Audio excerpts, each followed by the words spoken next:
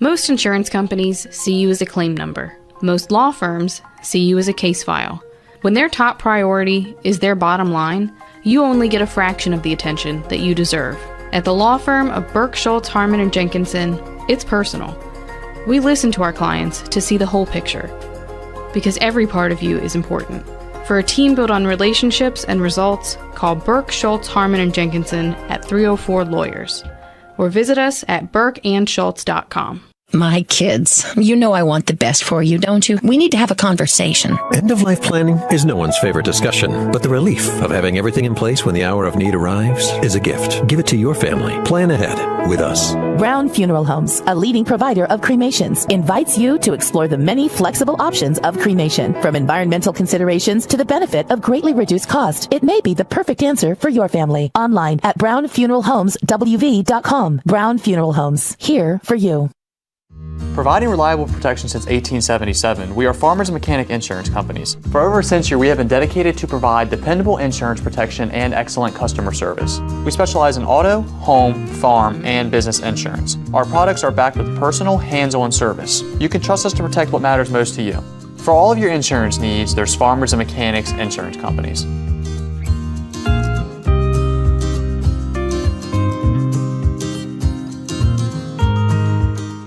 Not sure where to go or who to trust with your flooring project? And start with Trips Flooring, proudly serving the area for more than 25 years, specializing in floor sanding and refinishing, along with installation of new flooring, including hardwood, tile, vinyl, laminate, carpet, and the hottest trend in flooring, luxury vinyl, tile, and luxury vinyl plank. Are you on a budget? Check out their warehouse, cash and carry, or call 304-229-7009, or visit them online at tripsfloorsanding.com. The following is a special sports broadcast presentation of Talk Radio WRNR Martinsburg. Play ball! It's time for the fun and excitement of West Virginia high school baseball. Today's game is being brought to you by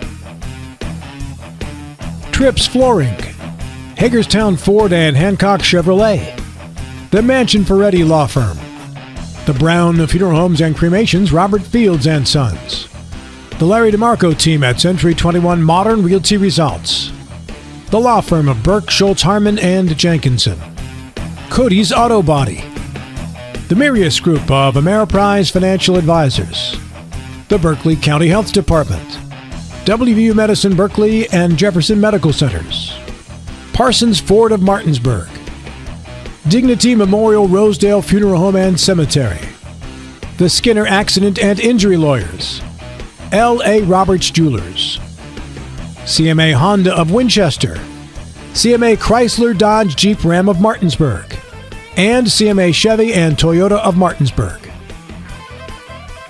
And now for the pregame show.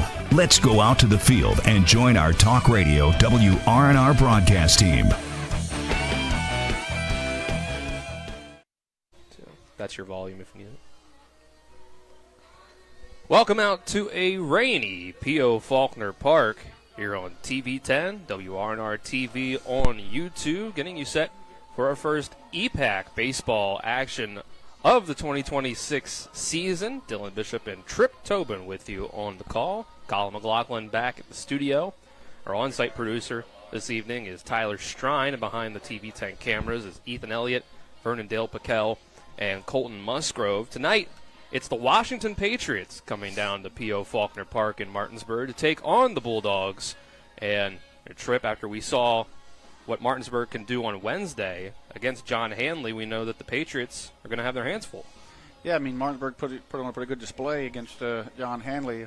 John Hanley shot herself in the foot a few times, but Martinsburg did prove to be able to hit the ball hard and, hit it for extra bases. I think tonight they're going to have to play a little different ball game. They're going to have to get them on and get them over and get them in. It's going to be a little tighter game with the pitching. Martinsburg, with Grant and Jameer both being available, runs could come at a premium for both teams with Edwards on the mound for Washington, and then they have Dupree and a couple others available for them as well. So pitching depth is there for both these teams, and let's see if how the offenses can do against some really good pitching here tonight. And, of course, Martinsburg, we've seen them already. We're going to see them a good number of times this year when they're here at P.O. Faulkner Park especially. But Washington, and the Patriots coming to Martinsburg here today. We're not going to see them quite as often, but we know that they have a lot of talent on their side as well, and that Martinsburg's got to look out for them. Oh, yeah, Washington, man for man on that roster is an extremely good baseball team. They got a couple injuries over there and a couple things for guys that aren't playing tonight. A few starters like Huff and Jackson Earl and a couple others that are, they'll be available here shortly. But, man for man, they have one of the best, rosters in the EPAC. But Martinsburg, we heard Coach Bauer talk about their youth and the injection of some of the competition. And it just kind of renewal after last year, and they showed it that they play with a lot of energy, and Washington, Martinsburg has been Washington's Achilles heel. Martinsburg beat them up here last year in a walk-off, beat them down there. So you'll hear Coach Earl talk about they've got us a few times the last couple of years. Martinsburg has just had Washington's number somehow, some way. They've pulled it off the last couple of years, but Washington's looking to to end that little streak and come in here in Martinsburg and change that tonight. Well, let's go ahead and take our first break of the pregame show, brought to you by Hagerstown Ford, revolutionizing the car buying experience. Buy your next vehicle online, and they'll deliver it to you. If you don't like it, they'll take it back. Visit them online at fordofhagerstown.com. We'll take 2 minutes, come back with our pregame interviews with the managers for both sides. This is EPAC Baseball on TV 10 and WRNR TV on YouTube. Life is evolving. Over the past decade, the way we do almost everything has changed. Get on your phone, see something you like, click on it, and it shows up at your door. Why should the way you have your car serviced be any different? Why waste your time going to a dealership service department when Hagerstown Ford and Hancock Chevrolet will come to you? They service all makes, all models, and offer full parts and labor warranties. Hagerstown Ford and Hancock Chevrolet will come to your door or office and service your vehicle while you're doing what you need to be doing, conducting that business meeting or mowing the lawn. Why take time out of your busy schedule when you don't have to? Hagerstown Ford and Hancock Chevrolet's friendly, knowledgeable staff will come to you where you live or where you work for full service maintenance, from oil changes to tire rotations, brakes, batteries, multi-point inspections. They handle it all. Hagerstown Ford and Hancock Chevrolet is committed to delivering the best of the best to their customers. Trust them to service your vehicle where you're at home or at work. Skip the time-consuming and terminal wait at the dealership. Schedule your appointment at fordofhagerstown.com or HancockChevy.com. When it comes to surgery, experience and innovation matter. At WVU Medicine, our board-certified surgeons use the latest robotic and minimally invasive techniques to provide better outcomes and faster recoveries. We offer a full range of procedures, including advanced hernia repair, anti-reflux surgery, breast cancer surgery, colon resection, gallbladder removal, skin cancer, and lesion removal. Trust the region's leader in advanced surgical care. Call WVU Medicine Surgery today at 304-596-2150. When it comes to providing you with a better car buying experience, CMA's Honda of Winchester takes it personally. Why? Because we're employee owned. That makes us neighbors, and good neighbors take care of each other.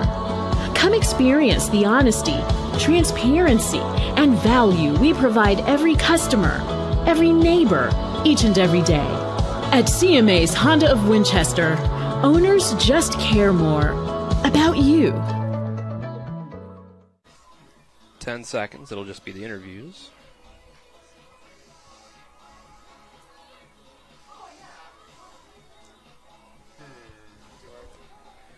Our pregame interviews are brought to you by Trips Flooring. Not sure where to go or who to trust with your flooring needs. Trips Flooring, 304-229-7009, or online at tripsfloorsanding.com. Tripp caught up with one of them, and I caught up with the other. We'll give you both Jay Earl and Aaron Beidler right now. Here with Washington head coach Jay Earl. Jay, coming here to Martinsburg tonight, coming off a heartbreaking loss last night, but tonight, EPAC game. What's your thoughts on tonight's game? We've been looking forward to it for a while. Martinsburg's gotten ours a few times last year, both on close games, tough games, so we're looking forward to see what we can do tonight. What did you learn from your team last night in a tough Loudon Valley team? Well, the ball didn't go our way at certain times. I don't think we played poorly. We didn't hit the ball as well as we wanted to. Marshall and Connor hit the ball really well, but we just struggled at the plate for the rest of the night. Yeah, Braden Edwards on the mound tonight. What are you looking to see out of him tonight? Well, I think he's going to mix it up. He throws hard, but he's been working on his splitter a lot. So if it's working tonight, he'll have some success on the mound. So far this year, getting ready for this season, what's the feel in the dugout and the clubhouse with this group? They feel pretty positive about themselves. They have a lot of confidence. We just got to put it all together and start winning some ball games. All right. Well, good luck tonight, Coach. Thank you, sir. Here with Coach Byler, the Martinsburg Bulldogs. Coach, we saw you on Wednesday night get the win against John Hanley. A decisive victory. How'd you feel about your team in that one? Got the good pitching, and obviously the bats came alive as well. How'd you feel about your team overall? Yeah, I thought we played good. I mean, Clayton Elliott threw really well, and we had some hits here and there. Jameer had a big hit. Malachi Green hit the ball really well. Nick Domenico. So it was good. It was encouraging, to see a sophomore go out there and throw well, and then to see us, string together as many hits as we did and score some runs. So that's encouraging. Obviously, you kind of look at the level of opponent you're playing, and tonight will be much different, but you hope a little bit of that translates. And I'll ask you a little bit more about Clayton Elliott and his pitching performance. What did you like specifically? What did you talk about with him before the game, and you felt like he went out there and executed? Well, I think if you watched the game, you saw his pace, and he threw strike one, he got the ball, and he went right back at you, and that's what we're trying to teach those guys is to control the game, and we want to play offense, we don't want to play defense, so as quick as we can get back in the dugout, the better, and he did a great job of throwing strikes and letting the defense play, and that's kind of what we want out of all our pitchers. Grant Henderson going tonight against Washington, like you said, different level of competition here tonight. Why did you decide that Grant is the guy? He's been kind of the guy for you all, but decided with Grant tonight. What do you like about him going out on the mound for you guys?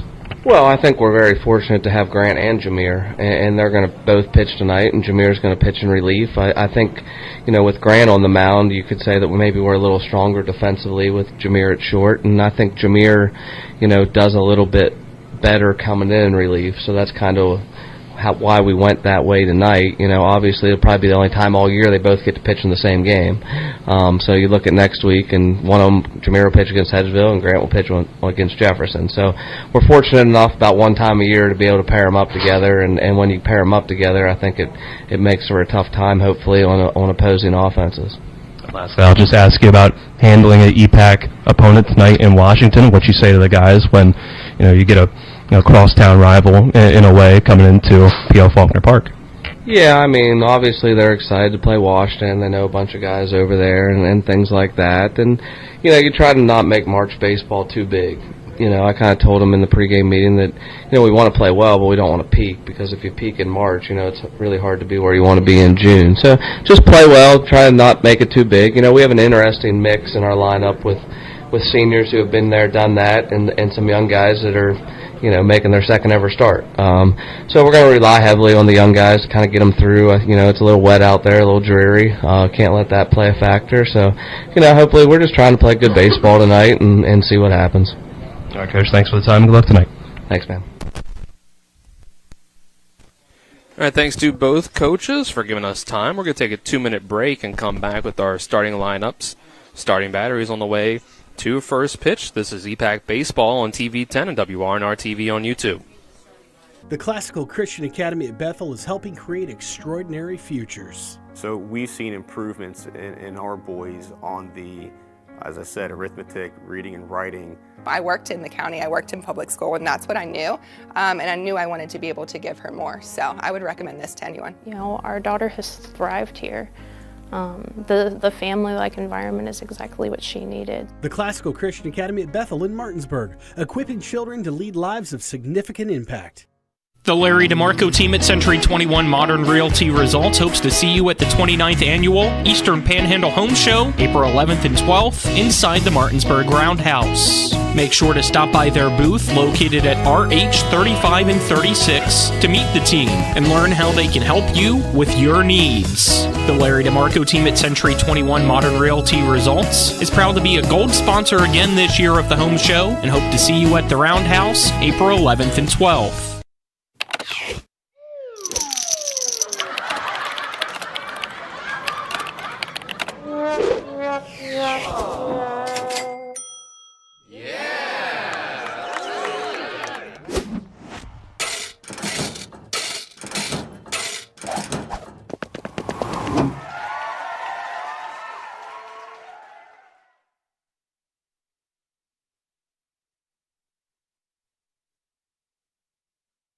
After a car accident, call the local law firm that can give you the help you need right now. Get more with Manchin Ferretti, the one with 115 years of combined experience fighting for West Virginia accident victims. Get more with Manchin Ferretti. The one that takes on the big insurance companies. Get more with Manchin Ferretti. We're Manchin Ferretti. After a car accident, we'll fight for every dollar you deserve. And if there's no recovery, there's no fee. So call right now. Get more with Manchin Ferretti. 304-264-8505. Welcome back to P.O. Faulkner Park in Martinsburg, getting you ready for Washington and Martinsburg baseball here in the first EPAC matchup of the year here on TV 10. We'll get you the starting lineups for both sides, brought to you by CMA Honda of Winchester, located at 3985 Valley Pike in Winchester. Call 540-686-1622. CMA Honda of Winchester, owners just care more about you. For Washington on their side, it'll start off with the leadoff hitter, number 4, the third baseman, Sven Dupree. Then in the 2 spot, it'll be DH number 23, Connor Smith. Batting third and pitching this evening will be Braden Edwards, number 24. And at first base, number 16, it's Marshall Derrick. Number 19, the catcher, Robbie Lopez, will bat 5th. In the 6th spot, it's Landon Brady, the right fielder, number 6. In the 7th spot, it's number 8. Lena Gockler playing second base. Shortstop number 8, in the 8th spot. Shortstop number 3, Gabe Schoen. And rounding things out is James Moore, number 1 in left field.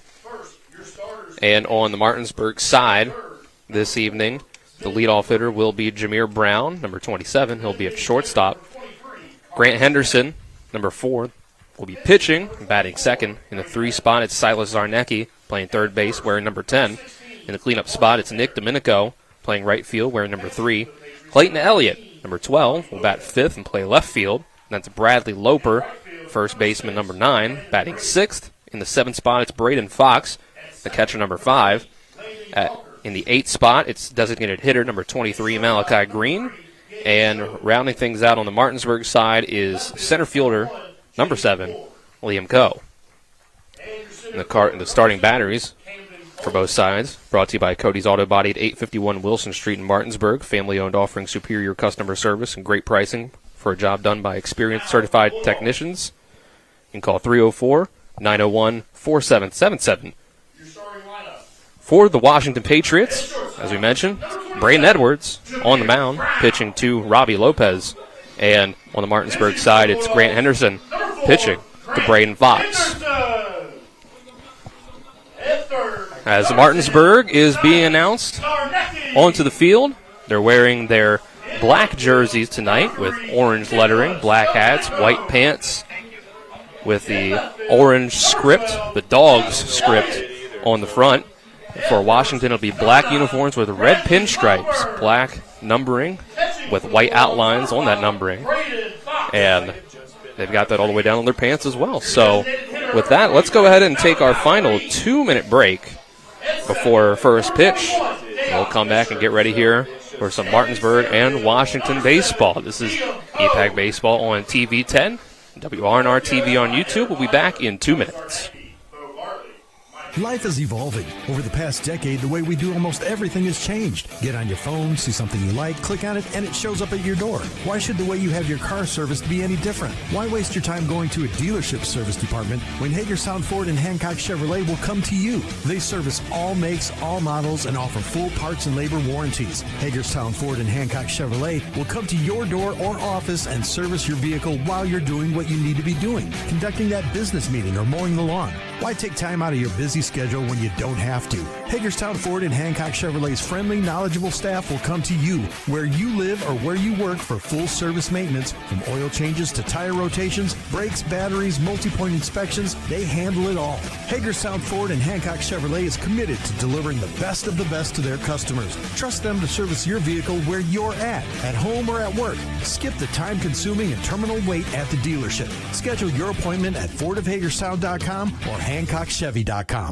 When it comes to surgery, experience and innovation matter. At WVU Medicine, our board-certified surgeons use the latest robotic and minimally invasive techniques to provide better outcomes and faster recoveries. We offer a full range of procedures including advanced hernia repair, anti-reflux surgery, breast cancer surgery, colon resection, gallbladder removal, skin cancer, and lesion removal. Trust the region's leader in advanced surgical care. Call WVU Medicine Surgery today at 304-596-2150. It's the new normal. You live, work, and play everywhere. Whether it's the family car or the family business, you need insurance that keeps pace with your changing life. Home on the job or working from home, peace of mind comes from knowing your whole world is covered. No matter what happens or how big it grows, whatever your new normal, Erie Insurance's award-winning service and personal agents can keep pace. Call your local agent today or visit erieinsurance.com for a quote. Our first pitch on TV 10 and WRNR TV on YouTube is brought to you by the Marius Group and Ameriprise Financial Advisors John Everson and Phil McCoy. Stop by 1270 Winchester Avenue in Martinsburg or call 304-263-4343. Martinsburg and Washington getting ready to start the action here this evening with Martinsburg taking the field. Grant Henderson will be pitching to start things out here for the Bulldogs. Dylan Bishop and Trip Tobin with you on the call from P.O. Faulkner Park in Martinsburg. Colin McLaughlin back at the studio. Tyler Strine is our on-site producer this evening, and behind the TV 10 cameras, Ethan Elliott, Colton Musgrove, and Vernon Dale Piquel. Trip, we got a rainy night here. We got a lot of turf here in the infield at the very least to kind of help things out, but still could be an interesting night in terms of the field conditions. Yeah, I mean, the turf gets slippery. It plays fast, when the ball's on the ground, so you're going to that'll get on the infielders quick. Slow rollers are going to give the infielder a better chance getting someone out, but balls that are hit sharply are going to be hit hard, and they're going to pick up speed as they come through. But Martinsburg has a very good defense out there. We're going to see our first get to see our first innings and varsity innings for Dayon Fisher at second for Martinsburg. But I think the worst thing is just the pitcher. The ball gets damp. We've seen in the first game, they played a real tight game, the JV game, and eventually kind of a pass ball.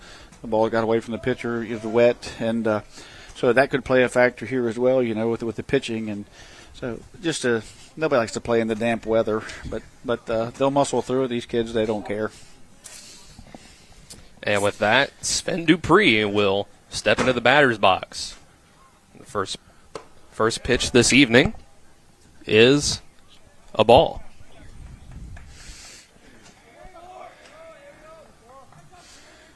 Yep. Grant Henderson coming in. Ball 2 there after that one. But Henderson knows a lot of these guys. We play with a lot of them in the summer, and they enjoy playing against each other and with each other. 2-0 strike comes in to make it 2-1. But when it's spring season, it's all competition. There's nothing to do with who they play with in the summers. This first one hit off the bat, but foul and out of play to make it 2-2. The top of the first was brought to you by Brown Funeral Homes and Cremations, Robert Fields and Sons, a family-owned full-service funeral home proudly serving the area since 1880.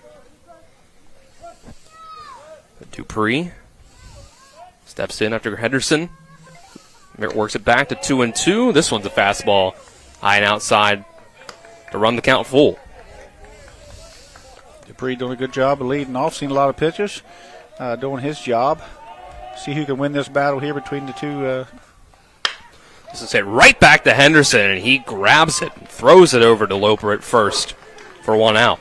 Yeah, it was a great play there by Henderson. He got up in Clardy's armpit there. A great job by Sven, getting it to a 3-2 count, hunting a fastball.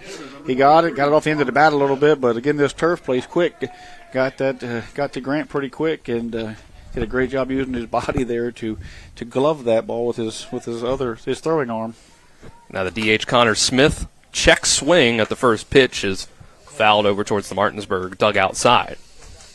Connor Smith had 3 doubles last night in the Loudoun Valley game.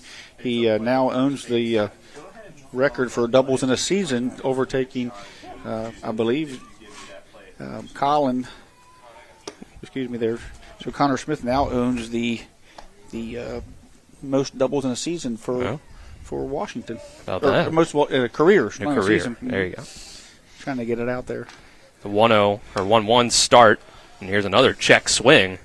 It'll make it 1-2.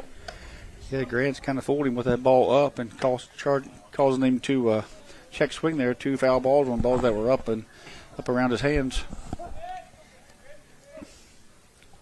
The 1-2 count. Henderson wind up and fires this one. It'll get low and go in between the legs of the catcher. Yeah, got a little second. So he now owns the doubles career record at Washington, overtaking Colin Reed. Now that we have a little break in the action, as Grant Henderson doesn't give you much time between plays, he's ready to throw. Yeah, he sets the pace. Mm-hmm. Here's another foul ball over to the Martinsburg dugout. And you're doing something right if you break a record held by Colin Reed. Yeah, we know what he can do. Grant's having a lot of success here, staying up and in on he's attacking Connor here. He showed earlier, I'm going to attack you in. And this one is hit right past Bradley Loper at first into right field for a base hit. Got in there, ball got out over the plate a little bit there, not quite as up as the others, and he jumped on that after fouling off a few pitches on swings. First base hit of the night. So great start of the year for Connor Smith as he can add a single to those 3 doubles now. So I believe he was 3 for 4 last night, so that makes him 4 for 5 in the season. That's about as hot as you can be to start a season. Now we'll get our first pitcher versus pitcher matchup here. Braden Edwards stepping into the left-handed batter's box. He's going to foul away the first pitch. Jefferson and Musselman postponed until tomorrow at 7. No real word on the Hedgesville game yet. It hasn't started according to Game Changer, so I'm not sure. Maybe they're in a little bit of a delay out there getting the field ready.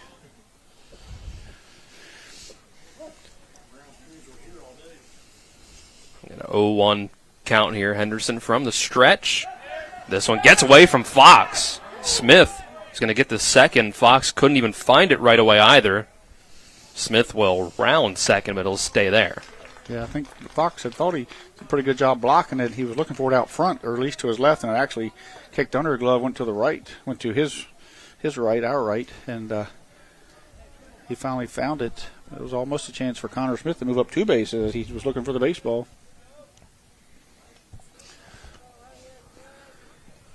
This Washington offense doing what we knew it could do, is put pressure on some of the best pitching in the EPAC. Last night, Jay Earl said that they didn't get hitting up and down the lineup, but they did put pressure on the pitcher.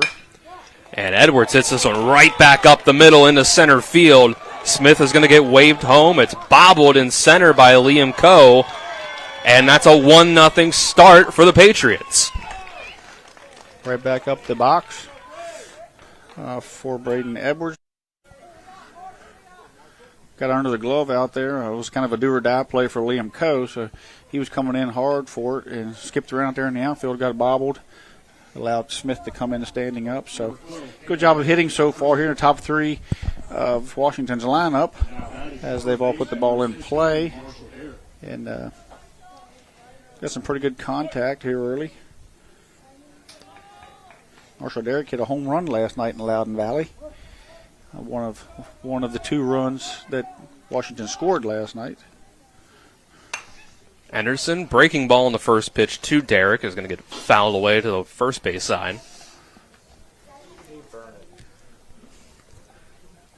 Got a courtesy runner for the pitcher out there. I couldn't see the number. They're wearing those pinstripe uniforms, are hard to read. Yeah. We'll figure that out as it goes. Here's the next pitch from Henderson. It's going to clip the corner for strike 2. Awesome. Thanks, Vernon. It's a 12 out there. It's Carter Merritt as the courtesy runner. Henderson, another breaking ball. This is a ground ball chopped over to Zarnecki, who's going to grab it, and it's a high throw. They're going to say Loper kept his foot on the bag, though. So it's a fielder's choice as Edwards goes to second. Tough play there by Zarnecki. If it gets away, or you got slipped a little bit on the turf. As it released, it got it up high. Great play by Loper to keep his foot on the bag and keep the ball from getting away from him, because if he gets away, then they're down 2-0, with a man on first or second with only, with one out. So great play there. Got Henderson one pitch away here. Robbie Lopez coming to the plate. Catcher for the Patriots steps in, Lopez. Henderson would look back at second. He'll go with a breaking ball outside into the other batter's box for ball one. We're on TV 10 and WRNR TV on YouTube tonight. The March Madness tournament, NCAA men's basketball, is on Talk Radio WRNR at the moment. You can tune in for that after the game here this evening. That'll still be going. This is fouled away. Even things up at 1-1. Robbie recently signed for the University of Salem to continue his baseball career. Grant Henderson heading off to Millersville next year, and Jameer Brown going to Shepherd. A lot of players over at Washington have got a lot of offers over there, and plenty of their players in this lineup are going to be moving on to the next level. So, seen a lot of talent here tonight that want to further their career into the college level. And we see a good bit of that here around the Panhandle, guys, being able to move up to the next level. I'm sure you see a lot of those guys on post 14, and here's strike two taken by Lopez. Well, I think you see it because it's iron sharpens iron. When you play against some of the best, and you're going to get better. So the EPAC baseball is a great way to gauge yourself against some of the best in the state. 1-2, 2 outs. Henderson trying to get out of this with just one run. Here's one that's hit into right center field. It's going to drop, and it's going to be another run for Washington. Merritt's going to come around and score as the courtesy runner, and it's an RBI single for Robbie Lopez. Washington not trying to do too much. Nice job there by Robbie, just taking what Grant gave him and being able to push it over the second baseman's head into the right center gap. So you'll get another courtesy runner here. Robbie's catching tonight. Number 14, Cam Burdick, number 14. So you get production, RBIs from the pitcher and the catcher for Washington. That'll make things easier on them when they go out into the field. Landon Brady, the right fielder, steps up for the Patriots. Henderson, first pitch, fastball is fouled off. Sticks around the umpire, he'll throw it back. Seen Henderson early. Henderson's got a lot in the tank. He's not going to throw out early. In the season like this, you're going to see him throw 50, 60 pitches. And you heard Coach Ballard talk about not peaking too early. That goes with the pitching staff, too. You're not going to see these guys go out and hurt themselves early. If Martinsburg's going to make a big run, they're going to have Jameer and Grant and Clayton Elliott and a lot of these guys, Liam Coe and Brady Loper. They're all going to have to be healthy come tournament time. A 1-1 after the ball was an outside fastball. So is this one. 2-1. Not to take anything away from the Washington hitters at all, because Grant certainly out there doing everything he can to get them out. But you're not going to see these guys fire, these pitching staffs on either side fire on all cylinders just this early in the season. 2-1 pitch. That's going to catch the zone and make it 2-2. All right, don't want to show all your cards early in the season. Don't want to gas guys out in March. As Coach Byler said, you want them to play well in June. Played their best in June, at least. Here's one hit on the ground to second base. It's gobbled up by Dayon Fisher and throw to first for the third out. Great play by the freshman. We get to see Dayon over there. That ball was hit hard. 2 runs on 3 hits and 1 runner left on for Washington. It's a 2-0 start for the Patriots before they even go out and see the field. We'll take a 1-minute break, and the Bulldogs will get their first chance at the plate. This is EPAC Baseball on TV 10. When it comes to providing you with a better car buying experience, CMA's Chevrolet of Martinsburg takes it personally. Why? Because we're employee owned. That makes us neighbors. And good neighbors take care of each other. Come experience the honesty, transparency, and value we provide every customer, every neighbor, each and every day. At CMA's Chevrolet of Martinsburg, owners just care more about you. Hey, it's Cody from Cody's Auto Body. You're a potty mouth. But we do a really great job fixing cars after an accident. I know, but you're still a potty mouth. I'm possibly the best friend you could ever have. You are, but potty mouth. If you need your car repaired, come to Cody's Auto Body, located at 851 Wilson Street in Martinsburg. Because that's Cody's with a T for f***ing trust. See? Potty mouth. Leave me alone. Back. There's nothing to do with the volume. It just goes mute. 2-0 start for Washington in the top of the first means that they will have the lead as Braden Edwards comes out to pitch first. Our bottom first is brought to you by the Larry DeMarco team at Century 21 Modern Realty Results. Looking for a home in the Tri-State? Call the Larry DeMarco team at 304-263-4222 or visit them online at modernrealtyresults.com. It'll be Jameer Brown, Grant Henderson, and Silas Sarnecki up first for Martinsburg as the Bulldogs try to make up a 2-0 deficit already. Washington did a great job of just taking what Grant gave him and not trying to do too much with it. You know, just getting the ball to the green out there, putting pressure on Martinsburg. Grant, first couple pitches of the year, he's got a big career ahead of him at Millersville. Trying to, like you said, conserve a little. I know personally Grant has a fastball that can, push the, high 80s, 90s, and I think you'll see that velocity ramp up as the weather changes. But generally the pitchers do have a little bit of advantage over the pitchers. The pitchers do have a little advantage over the hitters early just because they haven't seen a lot of live pitching. So it kind of usually works out, but Washington did a great job of hitting the baseball there at first inning. First pitch from Edwards will be inside for a ball to Jameer Brown. Martinsburg will follow this game up with an early one tomorrow at noon back here at P.O. Faulkner against Berkeley Springs. Here's a ball again to start things out 2-0. Edwards coming off a little bit of an arm injury, got it straightened out, back to throwing. Threw a good many innings last year for Washington. Wasn't able to throw at all in the summer, not even catch because of the arm injury. Played a lot of first base, DH'd a lot, hit the cover off the ball as we've seen, already this year. But great asset for Washington. Moved over from Martinsburg to Washington last year. After a 3-0 start, here comes strike one. Brown will be looking for his perfect pitch here on 3-1. Dangerous place to be with Jameer Brown. Wind up, and the throw is a breaking ball that gets away a little bit inside. Nearly hits Brown, but that's ball four anyway. He'll go down the first. Martinsburg starts off with a base runner. And now Grant Henderson comes up with a chance to get back some of what he gave up in the top of the inning.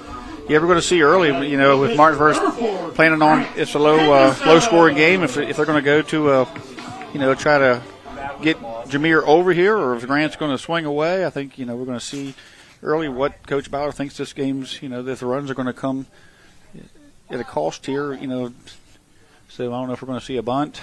Dupree came in real far before Henderson was even ready to see a first pitch, and Byler called time and called him over. Yeah, it'd be a good time. Maybe he's going to slash or fake bunt, or, you're just coming off of a walk, so maybe you want to make sure that Edwards can throw, a couple strikes before you just give up an out. So,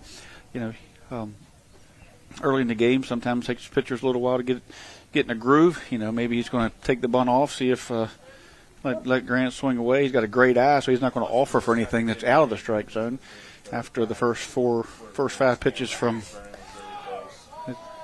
Get a pickoff attempt before any pitches to the plate. You got a pickoff attempt there that almost got away, but you got 4 out of 5 first pitches were balls, so maybe not bunt early. You just see if he can get Grant out. But that's up to Coach Bauer. That's just coming from a third base coach's perspective. There's strike one. It's almost like you coach or something, Tripp. You might see him bunt now as the first strike down. Henderson will step back in. Sven Dupree's up. He's swinging. He'll hit it right at him, and it's between the legs of Dupree. That worked out perfectly for Martinsburg. Maybe he can corral that if he's back further. Yeah. Now there's 2 men on for the Bulldogs. You had mentioned he was way up. He was way up, and Grant did a great job hitting it right at him. Got on him quick. I told you that turf will play a little quick with that dampness. It doesn't quite play like it does in the midsummer when you get some pretty good hops. Here it skips in this cold, wet weather. So skipped right by, and it literally went right between his legs hard. So, big opportunity here for Silas Zarnecki. I think Brody Robinson's going to courtesy run for the pitcher on first. Jameer on second, nobody out. Zarnecki. He's going to take strike 1. Zarnecki is a great bunter. I did a great job of that last year. Wouldn't be surprised if you see him move him up here now. After taking a strike, maybe take a strike, then bunt. Yeah, you can see him turning. He lays it down. Edwards is going to get it. He's just going to go to first with it. And it's dropped by the second baseman, Gochler. 2 errors this inning on Washington. Great bunt. I mean, not a terrific bunt by Zarnecki, but it was going to get the job done as it was soft enough. It was back to the pitcher. Gochler had a long run to first, and he just bobbled it when he got there. So Martinsburg with a huge opportunity here with nobody out, as Washington has 2 errors now and a walk, 3 free bases, has Martinsburg at a 3 men on, nobody out, as Nick just sends that one straight to the backstop trying to hit a home run. He wanted that one, that's for sure. But couldn't quite get it all. Hits the top of the bat and just goes back into the net. As well as Washington's offensive inning went, that's how bad the defensive inning is going for them. So they got to get something. They need an out here. The corners are up. Domenico's going to look at a slow breaker for strike 2. We've seen what Domenico can do with the balls. He's already hit one off the wall here Wednesday night for a triple. He could clear these bases. There was something in the gap. 0-2 here as Edwards is doing a good job of fighting back. 0-2 is going to be outside for a ball. Went with a fastball away. Got a little zip on it here. Corners up. Middle, not really in double play depth. They're just kind of staying back. They're up a little.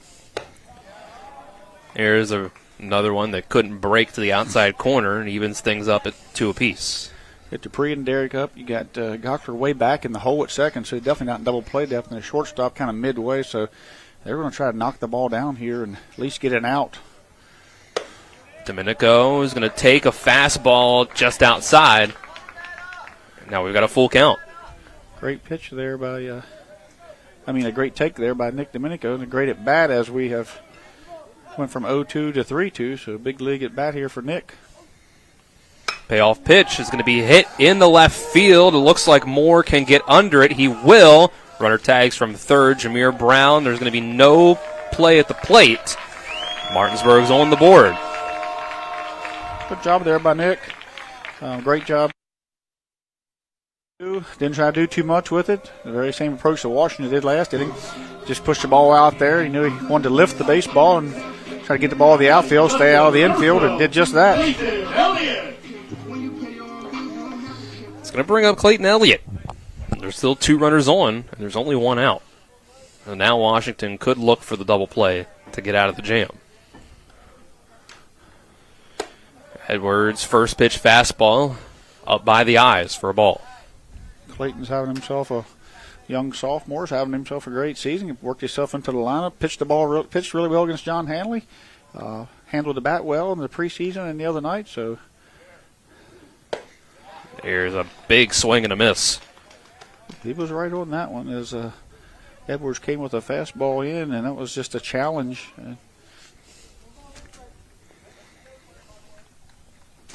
Edwards look back at second, now to the plate. It's going to be another one. Cut on and missed by Elliott. A little different pitching than they've seen the other night, so they got to speed those hands up here, see if he's going to go with another fastball and try to throw it by him, or try to see if he's going to slow it down a little bit with the curveball. And this one, Elliott gets contact on center field. Looks like Coleman is under it, and will be. The runner's going to attack from second to third. There's going to be a play. Slide in time is Grant Henderson, or excuse me, the courtesy runner. Jody Robinson did a great job there. I mean, he timed that perfectly at second base. At first, I thought it might be left just a pinch early, but man, the second it hit that glove, he was gone, and he's got some speed.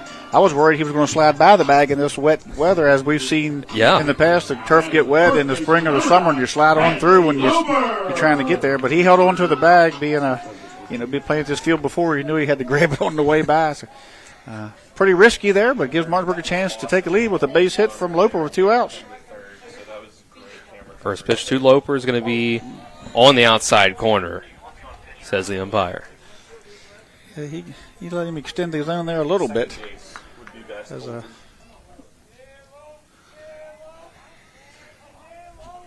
Robinson and Zarnecki. And here's a big swinging strike 2. What we advertise as a pitching duel has seen both teams hit the ball pretty well here the first inning.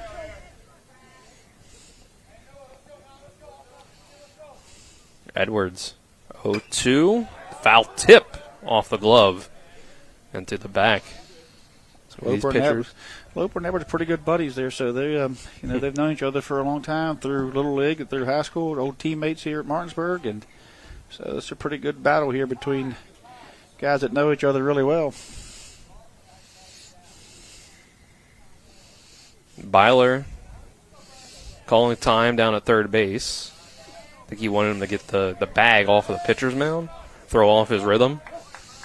Yeah, anything that could slow him down a little bit. Next pitch from Edwards, fouled away. Loper stays alive. Nice fight there by Loper. Now he's seen both of Edwards' pitches. He offered kind of ugly on the curveball earlier, so he's got to think fastball, but he's got to be able to react to that curve and drive it the other way if possible.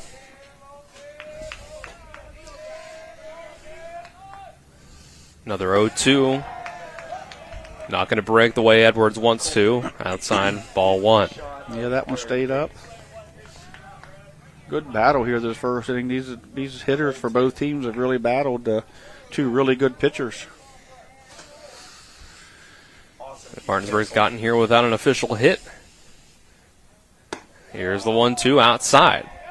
Saw a leadoff walk and 2 errors load the bases, and Nick Domenico with a sacrifice fly to bring in Jameer Brown. I'm not exactly sure what pitch he's throwing because it could be a curveball that just can't get the grip on right now, or if it's a changeup, but it doesn't seem to have a lot of break to it like that first one. 2-2, swing and a miss, strike 3. Edwards gets the K, and he leaves 2 runners on base for Martinsburg. 1 run on no hits, and they leave those 2 on. We'll go to the second inning. Washington keeps the lead 2-1 as we head to inning number 2. We'll take 60 seconds and come back with more EPAC baseball on TV 10. The Palace Lounge in Martinsburg is the place to be. Join us every night to relax and enjoy football or basketball games featuring either the Martinsburg Bulldogs, Shepherd University Rams, or West Virginia Mountaineers. We will have steak night every Wednesday, trip nights every Thursday, and now taco and margarita nights every Tuesday. You can find us on Facebook or call 304-267-7520. The Palace Lounge is located at 1350 Edwin Miller Boulevard in Martinsburg. Let's talk about what to do after a car or truck accident. First, call 911. Then call Skinner Accident and Injury Lawyers. Let us handle the insurance company so you can focus on getting better.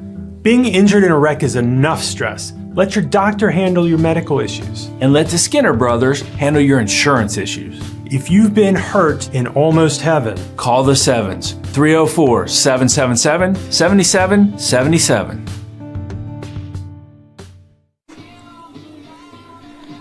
Second inning here from P.O. Faulkner Park. If you're listening to the PA, no, not the fourth quarter starting at Acrisure Stadium, as Renegade plays over the speakers. The top of the second brought to you by the personal injury attorneys Burke, Schultz, Harmon, and Jenkinson. Visit burkenschultz.com. We play hardball. It's a 2-1 lead for Washington over Martinsburg. An eventful first inning.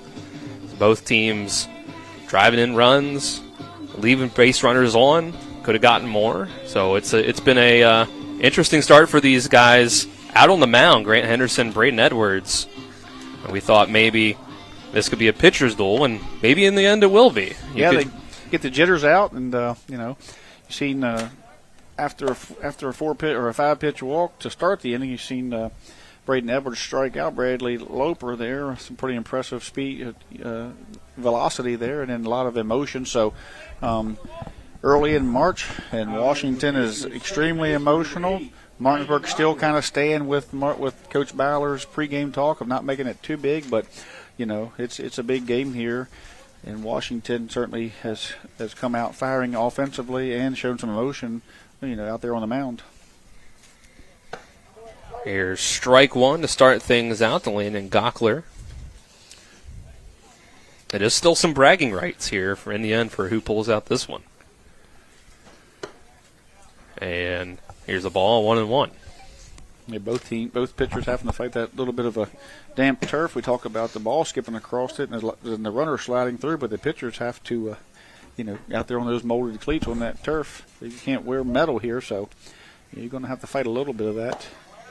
Strike two taken by Gockler. Notifications from Game Changers. Looks like Hedgesville and Spring Mills might be getting started. Looks like it. Here's a foul ball. He'll stay 1-2. Ethan, you okay on that one? It'll be Gockler, Schoen, and James Moore. 7, 8, 9 in the lineup. The very least for Washington here. And there's a swing and a miss for strike three. Throw down the first as the ball got away from Fox just a little bit for out number one. Grant got the first strikeout of the night. Used 2 different pitches there to get it, and working through here the bottom half of the order. I'm sure he went over to the bench and thought a few things through and decided how to attack these hitters. And the first pitch to Schoen will be high for ball one.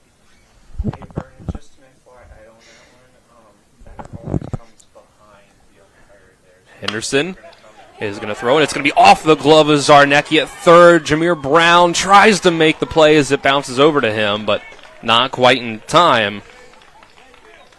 I can rule that an infield single. Yeah, I believe you too. But I do believe after it kicked off of Zarnecki's glove, as he dove, it kind of deflected it, and looked like Jameer was going to try to barehand it and take a shot at it, and just it slipped out of his hand. He had to take a double stab there at it. That allowed Gabe Schoen to scoot down the line and beat it by a step, but Jameer was in line there to make a play on that. Here's the left fielder James Moore looking to turn the lineup over, and first one is taken for a strike. James Moore, the younger brother of Cameron Moore, playing at Fairmont State now. He's going to hit this one on the ground, past the glove of Henderson. The play for Fisher is just going to be at first on the slow roller. So we get a runner over to second base. You have to think about too. Last night, 24 hours ago, Washington was facing some really good live pitching down at Loudon Valley. Martinsburg, on the other hand, didn't see the greatest of pitching the other night, so that probably advantaged Washington getting to see that kind of live pitching here before they get to see Grant. First pitch by Dupree is taken for ball one low, broke out of the zone. And this might be the game this week that Martinsburg sees the great pitching. Berkeley Springs tomorrow, 5 games in 6 days, so their pitching might be a little depleted tomorrow.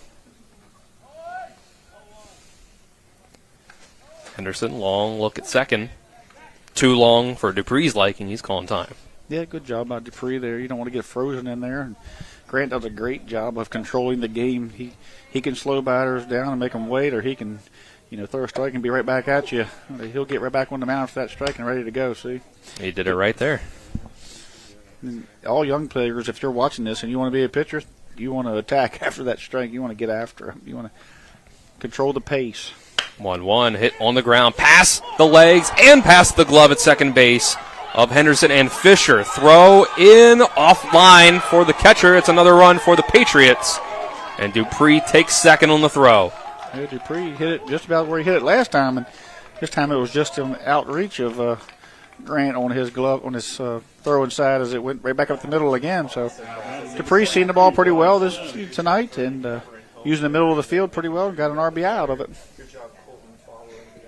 Great effort there by Dayon. He laid out and tried to save that run, and then the throw came all the way through from Liam Coe that allowed Dupree to move up. Fisher just barely couldn't get his glove on that one. That brings up Connor Smith. It's back to a 2-run lead for the Patriots.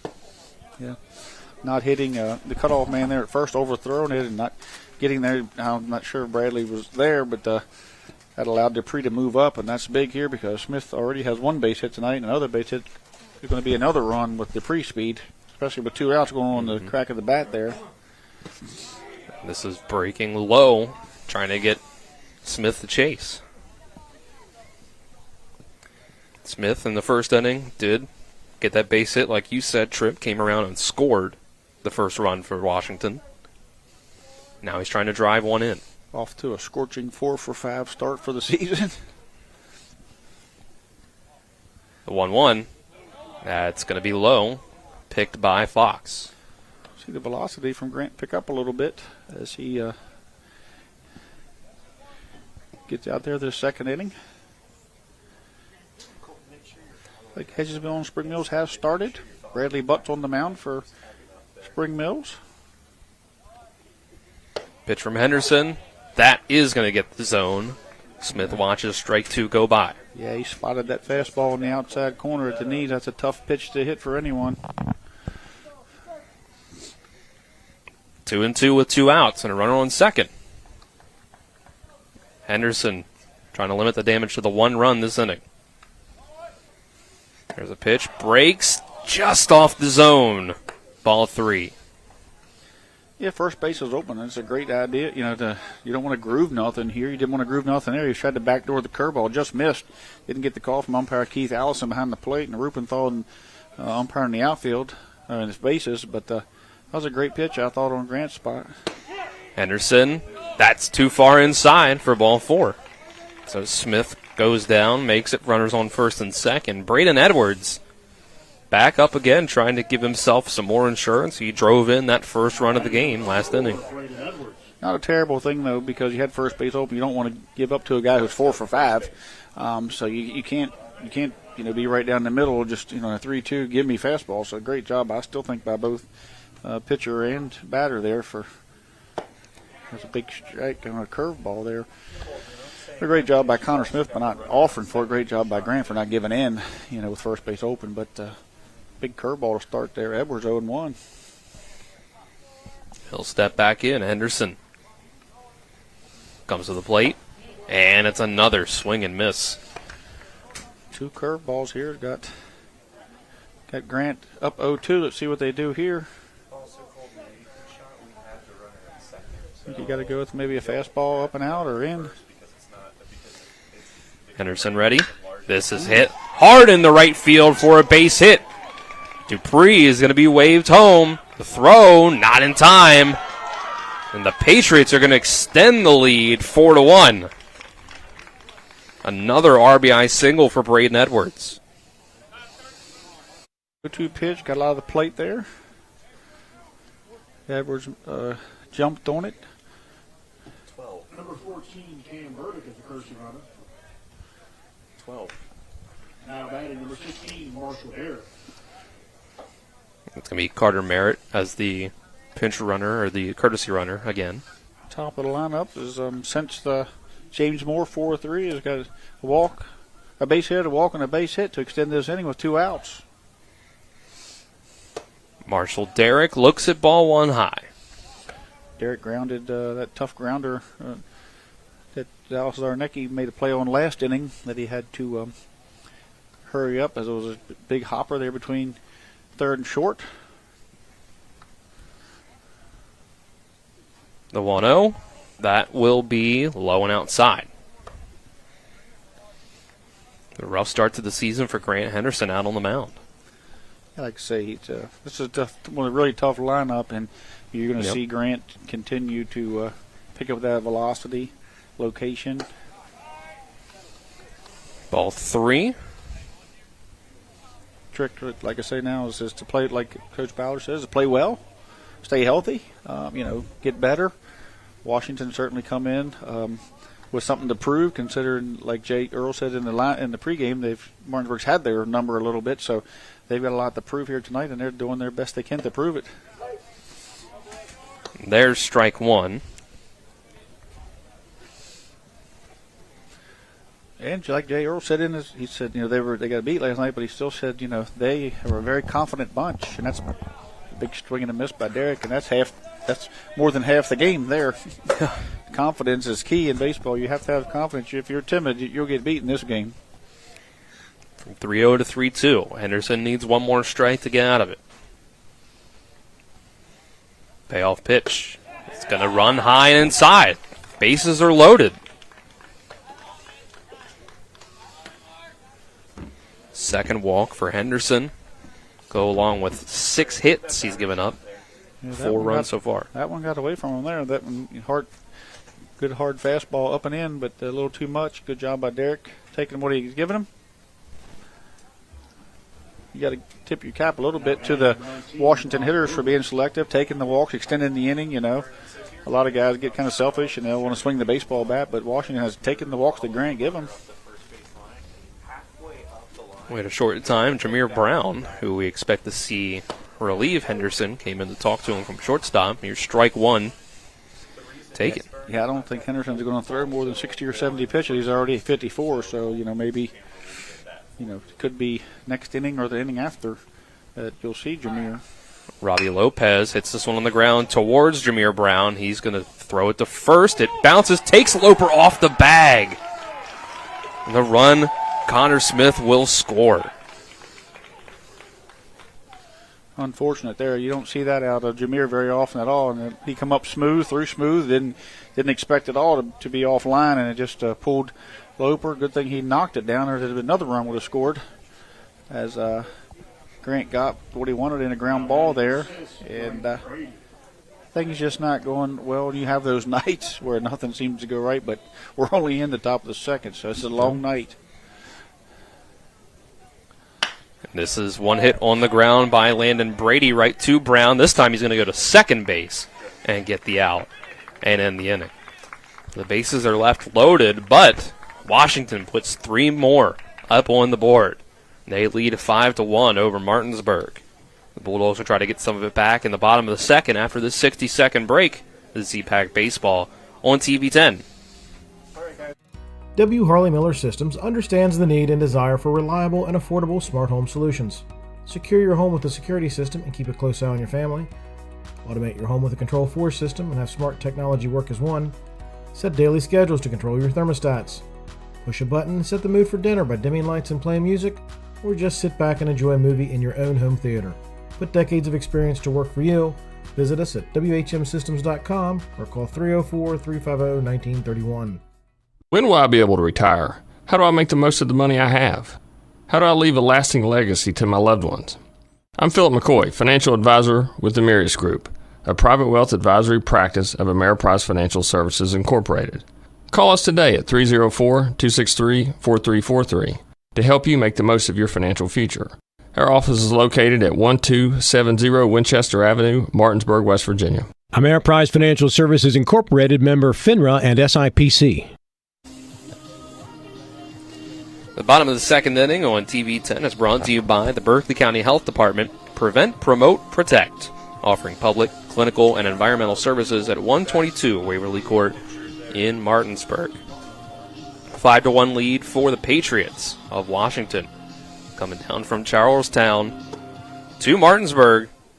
Take on the Bulldogs. And after a blowout win on Wednesday night for Martinsburg against John Hanley, they're back here at home and taking a beating early on that they will try to recover from. Plenty of time left. Number 5, Brayden Fox. Now everything is going all that well for Martinsburg early. Washington has done a great job of putting pressure on Martinsburg's defense.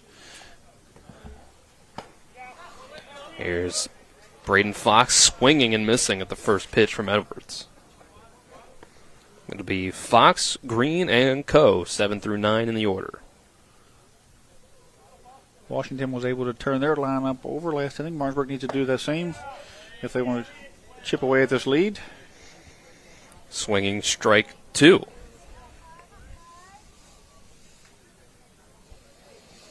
Martinsburg left 2 runners on last time after loading the bases, got a sacrifice fly, and then 2 straight outs. This one doesn't quite find the zone. Robbie Lopez was coming up throwing. He thought he got a called strike 3, but it was a little outside. Edwards, 1-2, fouled away.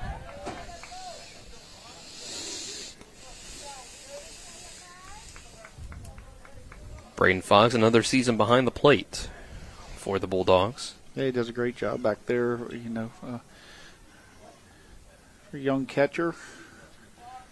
There's a former Martinsburg catcher on the mound, throwing ball 2, just barely out of the zone. Big league takes here for Fox with 2 strikes as he's going to force Edwards to throw it over the plate. The 2-2. That one will run it up and in. Fox gets the count to 3-2.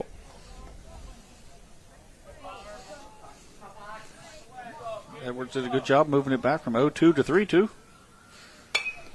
This one's going to be popped out of play. Fox keeps things going.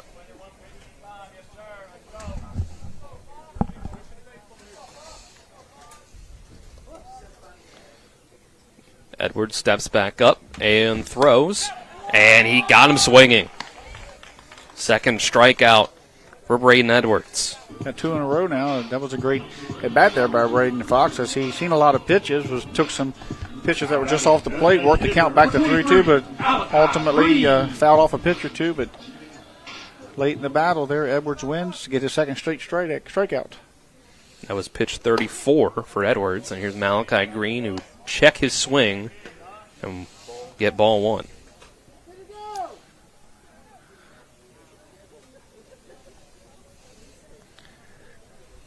Edwards readies back up. Wind up and the throw, and just outside again. 2-0 start for Malachi Green. Malachi 3 for 3 the other night with a couple doubles. Had a great night at the plate. Green will watch strike 1 this time. See if he can do what Connor Smith did and come up and get his 4th base hit of the season. Quickly to the plate again. Edwards, it hits off of him as it goes up the middle. Sliding for it and throwing to first, not quite in time, is Schoen. Close play. Great job. Hit off of Edwards. Schoen came sliding across, jumped it back on his feet after corralling the baseball, threw it across. Just not enough time to get the DH as Malachi Green will get his 4th base hit of the season. Martinsburg will get their first hit of the evening. Liam Coe, true freshman, coming in here, and I say true freshman, they're all freshmen. Yeah. That's a sort of a college. Not getting his redshirt year. Yeah, not getting a redshirt year, but freshman Liam Coe coming in. Ball 1 taken up high. And he truly is a freshman, so I guess he's a true freshman. Yes, he truly is. Came in and the other night, first varsity at bat, first pitch, and lined a base hit. So, young man's earned this spot here. Yeah, Coach Byler has said you don't see many freshmen just come in and start on varsity. But Colin mentioned it on Wednesday that we've seen Coe already for Martinsburg Little League. When we went down to Petersburg just a few years ago, we saw Coe pitch a no-hitter. Like Washington, this group came together on their own without the coach and had a little meeting at the mound, and not sure exactly what they were setting up, but maybe giving each other a little confidence, saying, hey, 9-hitter was top of the lineup coming up. Edwards, first one after the 1-0 count, ball 2.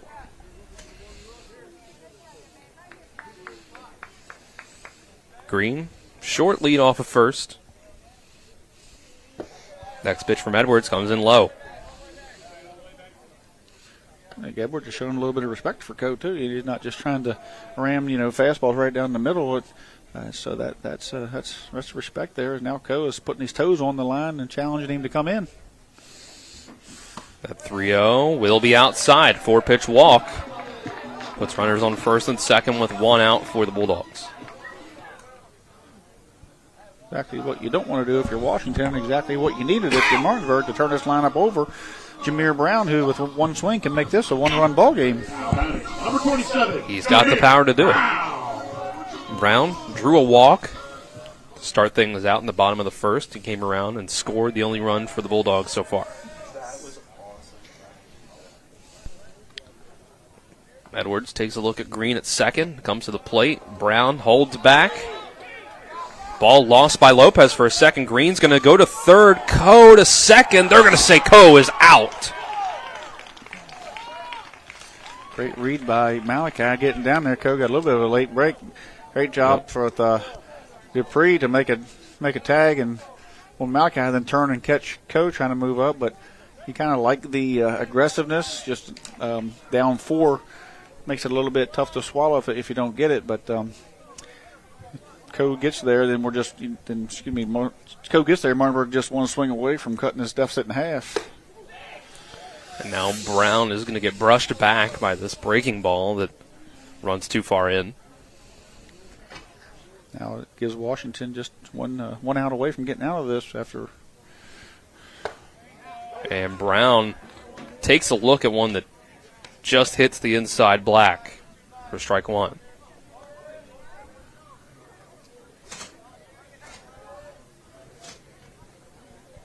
Edwards shakes off Lopez. Back to the windup. High for ball 3. Edwards and Brown were on Martinsburg together in that state run a couple years ago, both starting on that team that went to state and played George Washington in the open rounds. And there's this 3-1 low, ball 4. Jameer Brown, 2 walks now in his 2 at-bats. That's the third one that Edwards has thrown so far. Going to put runners on the corners for Grant Henderson. Looks like we have Coach Andrew Koala in the crowd from Shepherd, so shout out to Shepherd Baseball as they're having a good season down there. A lot of EPAC players playing on that team down there, so shout out to those guys and wishing them luck the rest of the season and into the tournament time. But Koala's checking out some of the local talent. Grant Henderson fouls away the first pitch. That'll be 48 pitches now for Braden Edwards. Here through an inning and 2/3. Henderson got on base in that first inning, going between the legs of Sven Dupree over at third as he was drawn in waiting for a bunt. Edwards steps off.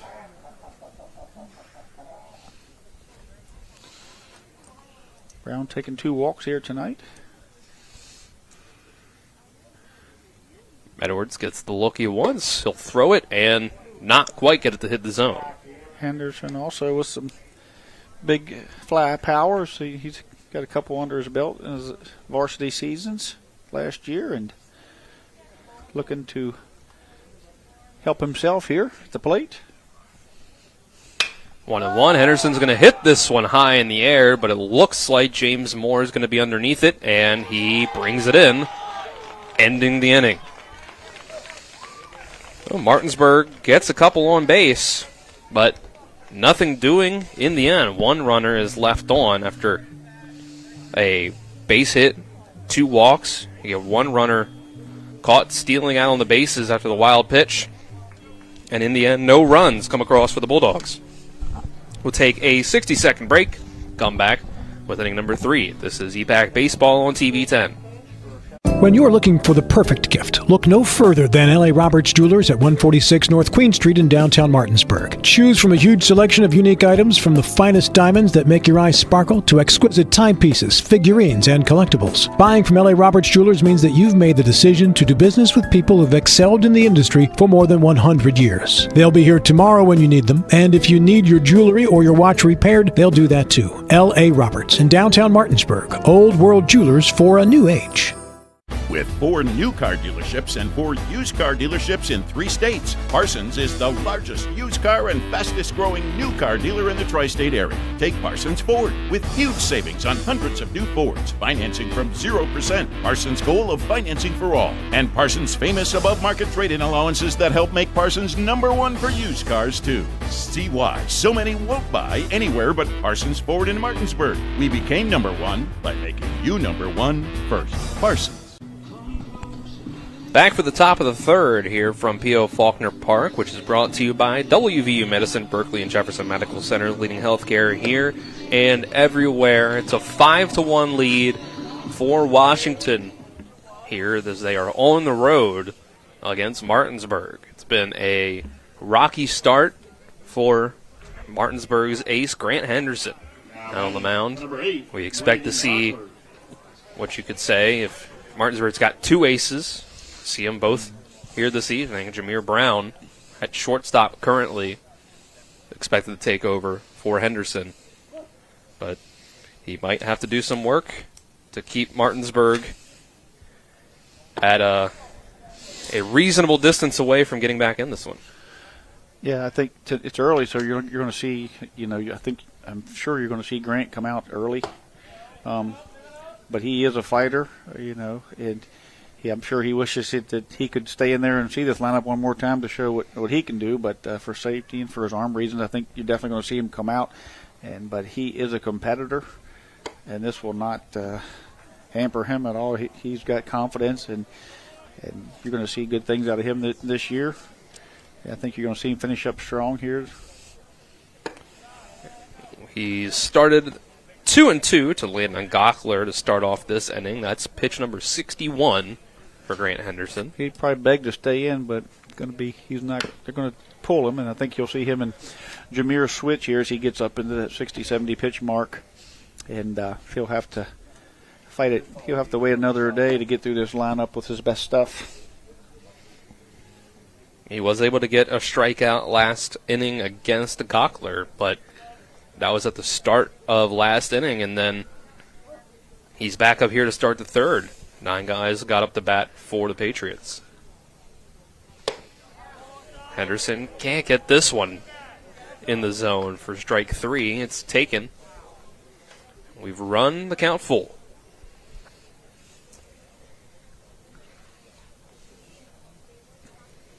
The 3-2. High for ball 4.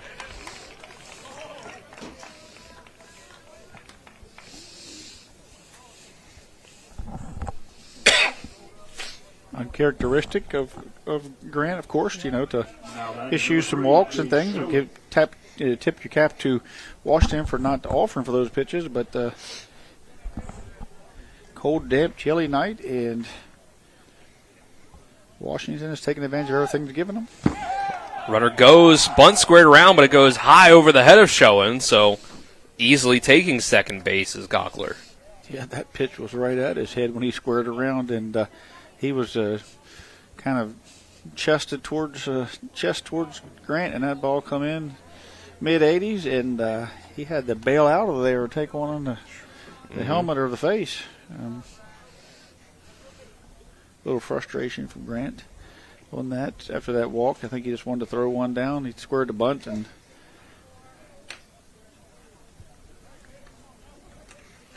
so no need to sacrifice the runner over to second. Schoen will just watch this strike 1 go. He's a little frustrated with himself. He singled last time. Doing a good job filling in or coming in and playing shortstop. Played some there last year. Looks to be kind of solid there on shortstop this year. He takes another strike on the outside corner. Did a great job. We've seen him already seen some gloves, some plays tonight, and a great job up the middle. Anderson long look back at second and then gets strike 3 as Schoen swings through it. Definitely Grant wants to finish out this inning, I'm sure. Now batting number 1, James Moore. He got here the 9-hitter, and James grounded out to second the last time. Swings the bat well, hard out. And this one is going to find the corner on the outside, strike one.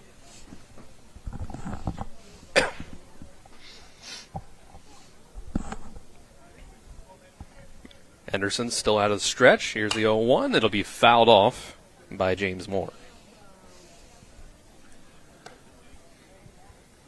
Again, he'll try to turn over the top of the order with Sven Dupree on deck. An hour into this baseball game, and we're still in the top of the third. A lot of base runners tonight. Moore will stay alive with a foul ball. And they're making everybody work here this evening. Yeah, the hitters are making them work, making them throw pitches. Both pitch counts are up a little. It's be number 71 for Henderson.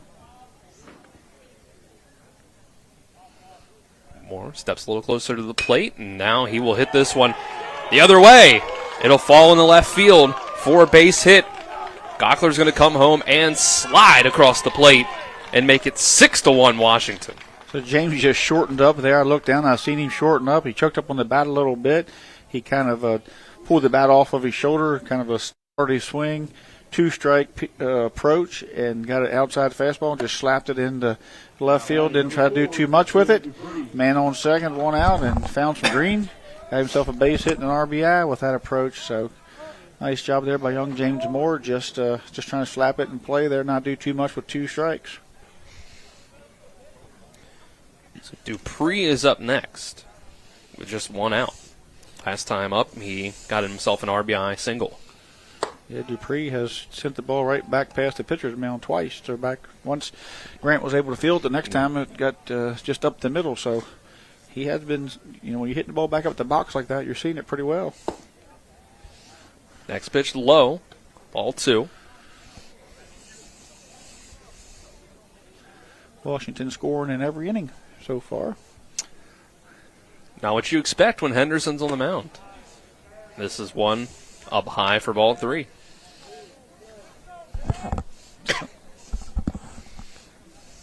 Smith is on deck. He's 1 for 1, walked and singled. Yeah, it's not getting any easier in this lineup as they continue to continue to turn this lineup over one way or the other. 3-0, that will get across the plate.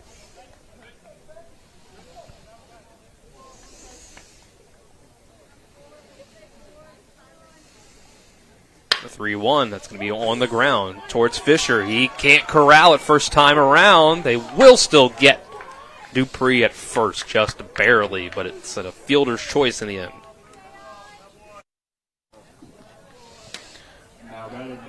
Would have been difficult to turn 2 on that one. Yeah, it was to his glove side, and the only play you was taking him towards first. All he could really do is, even if he gloves it cleanly, even if he gloves it clean, I think he's got to go to first. There's no double play, so did a nice job of that. Ball was hit sharp. He did a good job of retreating and not panicking. I mean, he's a freshman. You think, knocking it down and think he would just panic, but he stayed with it, got throw over. So the freshmen tonight are playing pretty well in a big game against a crosstown rival.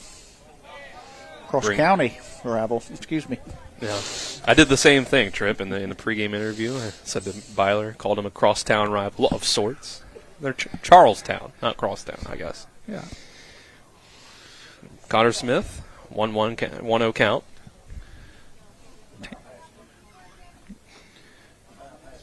Bypass ball game. I like that from Chuck Lynch over there. here says it's the bypass ball game.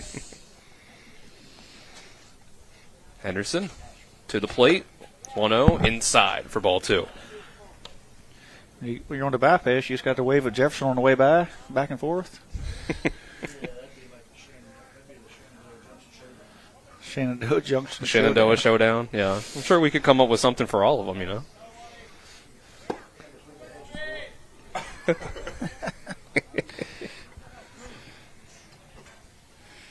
little break here, and Principal Lynch from Martinsburg. I'd like to give a big shout out to Mr. Hash, Mark Hash, from Washington, was from Washington, former Washington coach. 3-0 strike 1.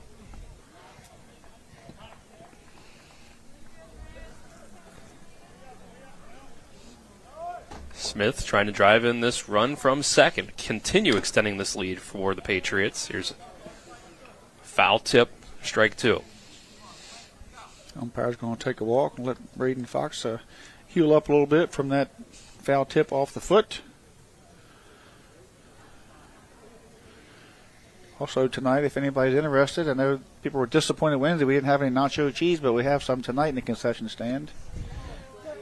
We're able to get some nacho cheese finally here at the ballpark.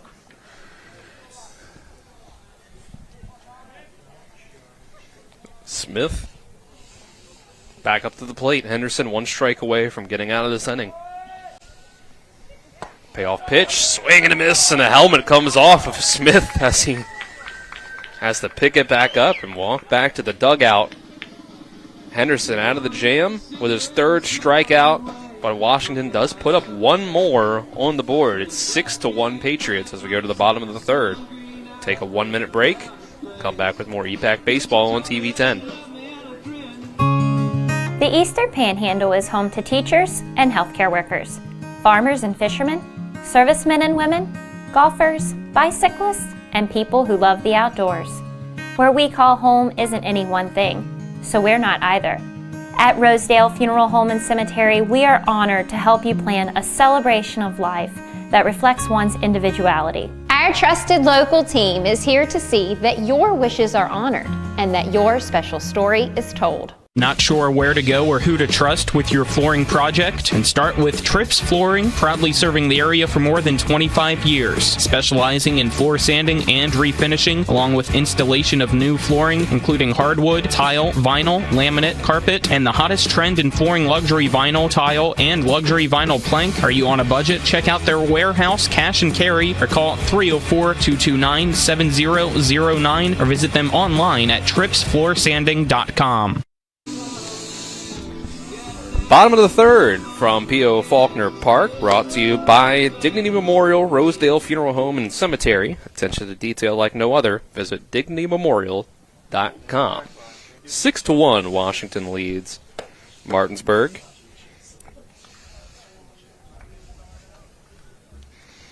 Here tonight on TV 10, WRNR TV on YouTube.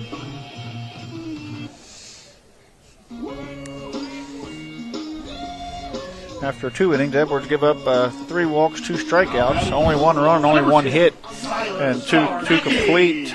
He's sitting at 49 pitches, getting ready to see his 50th. Grant Henderson probably won't return, I wouldn't think, after he's a little over 80 pitches. Those in 3 innings, he's given up 7 hits, 6 runs, 5 of them earned, 3 strikeouts, and 3 walks. So look for Jameer Brown to come in next inning, I would believe. Strike 2 taken to Zarnecki. This is the 50th and 51st pitch from Edwards. Is 2 strikes. 0-2 count on Zarnecki, who Martinsburg desperately needs to get something going here.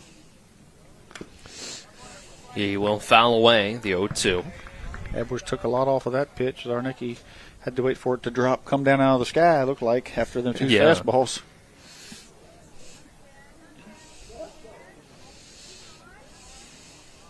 Another 0-2.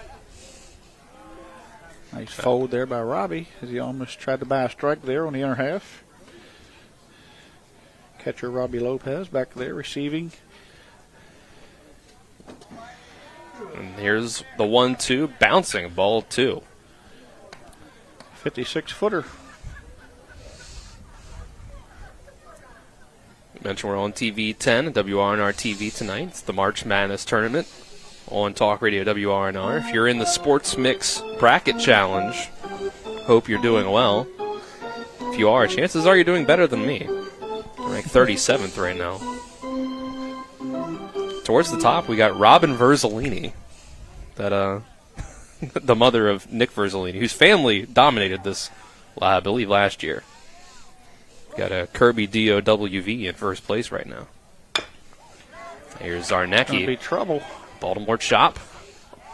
Shortstop, not in time, and it's thrown away, but Zarnecki's going to stay at first. Yeah, he's going to get an infield single on that as it chopped up out of there, and there was no play for Gockler. Speedy Zarnecki running a hard 90 there. It's right out of the box to give himself a chance to get an infield base hit, and he beat it out by steps. I receive a text from Colin, so I bring up the bracket challenge. I read off the username of the person in first place. Turns out it's Kevin McLaughlin. Huh. Domenico comes up now. He's got the 1 RBI for Martinsburg. Domenico has an opportunity to, or Ken has the ability, sorry about that, to put a charge in a baseball. A lot of guys on these two teams tonight have home run power. That's what makes this game never really out of reach. Runner goes, and it's bobbled by Lopez. He's not going to be able to get to it.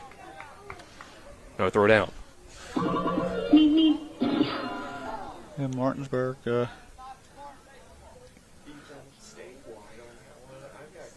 Coach Ballard not extremely impressed with the steal down 5-1 as he's letting his player know that pointing to the scoreboard. Yeah. And you generally don't see much of that, from the box over there, but sometimes you have to, make a point to say, you know what, that's stolen base for you, but it maybe not be the smartest time of the game for it. And Zarnecki will understand that. It takes years and years and years standing in the third base box to understand it, so don't expect these high school guys to understand catch-up baseball. Here's ball 3, and Zarnecki, a younger player. And yeah, when you get into catch-up mode, you get down 4 or 5 runs. You start playing a little more base-to-base, no chances. You don't want to give up outs because outs become commodities now. So you want to work the pitcher as ball 4 to Domenico, and so he would have been at second anyway without the risk.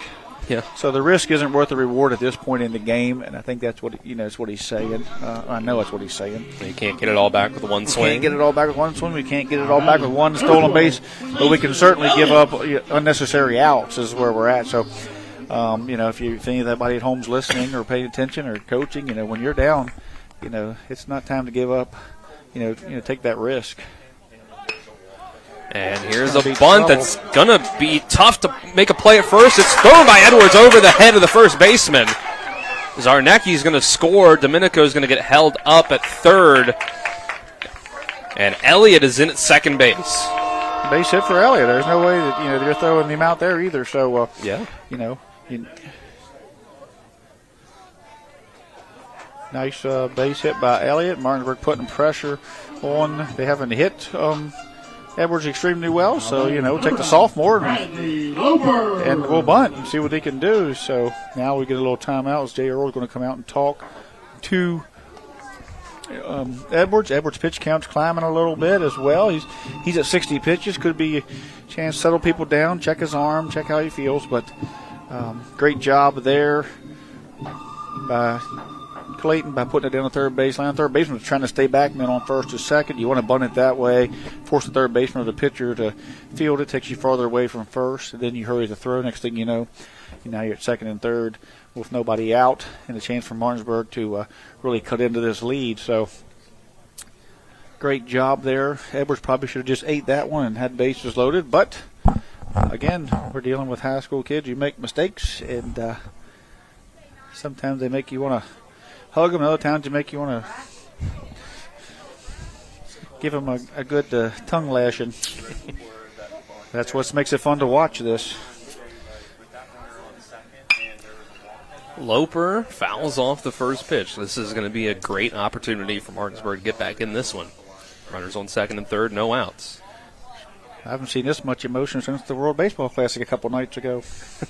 These guys are into it right now. He saw plenty there. What a tournament.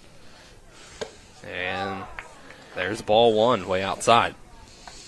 Loper struck out against Edwards in his first at-bat. There we go. Thank you. Edwards takes ball 2 low. I'm sure everybody out there at the plate tonight wants to do better than Aaron Judge did in those last 2. 2-1 after the foul ball. Mm-hmm. That bunt got the press box up here excited. I felt it kind of rocking.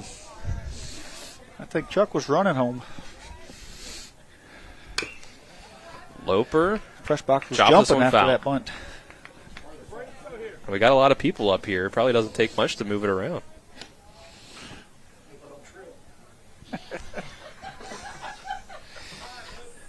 Chuck's feeling himself pretty good tonight. He's enjoying himself up here. He got some of those nachos with cheese, and he's got jokes. He's just loving. The baseball season's back, you know. Baseball season's back. He's got his best assistant here, keeping the scoreboard straight.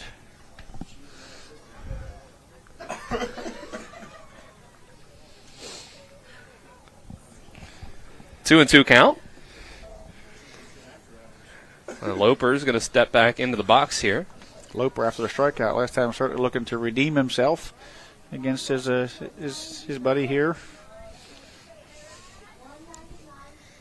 Edwards to the plate, outside. Again into the other batter's box. Loper and Edwards are pretty tight when Edwards is here, and they remained friends, and but you can see the competition when they face each other. Martinsburg got a chance here to pick away at this lead. Ball four, just barely. Great take there by Loper on the inner half of the plate. Loads the bases for Martinsburg. Raiden Fox coming up. Struck out the last time. He's got to get the ball in play this time. Couple walks this inning already, so the command is not quite exactly where Edwards would like for it to be. Fox is going to take strike one. That one was located very well. As a get-me-over curveball, as the corners are up, they're going to cut the run off at home. The middle's back, but not quite in double play depth, I wouldn't say. Oh, suicide squeeze. Fox gets it down. Third baseman just has to go to first with it, and Dupree's throw to Gochler, the second baseman covering first, is in time. Nice job by Fox getting it down, almost getting the first, as kind of caught him off guard. Even though the corners were up, that kind of hurt Washington being up, because the throw pulled Marshall Derrick in as well, made Gochler come a long way to cover first. But Martinsburg able to push that run across, move the runners up, and with Malachi Green coming up, not a bad idea to get those runners in scoring position as well. Green's going to take the first pitch outside for a ball. So second and third, one out. Martinsburg's back within three. If Green can stay hot here, he can make this a one-run game. And Green's going to hit this one well into center field, but it looks like Coleman will grab it. He does. Runner tags. Going to go right to the plate with the throw, but up the line a bit. And that's Elliott across the plate to make it 6-4. Yeah, back-to-back sacks here, just what the doctor ordered, with the base runners on, not leaving base runners on. That kills you. When you go back and look at the box score, you see you left base runners on. You know, that's a stat that you don't want to see in double digits by any means. And you certainly don't want to leave on 3 an inning. So Martinsburg's done a great job with that base load to push 2 across without a base hit at the bottom of the order. Liam Coe will watch the first pitch go for a strike. It's a little bit tough pitch to swing at there. Martinsburg with 3 runs to cut back into this lead. Edwards will step off the plate. The rubber. Loper out there pushing shortstop. Gabe showing back a little bit with 2 outs. Edwards outside for a ball.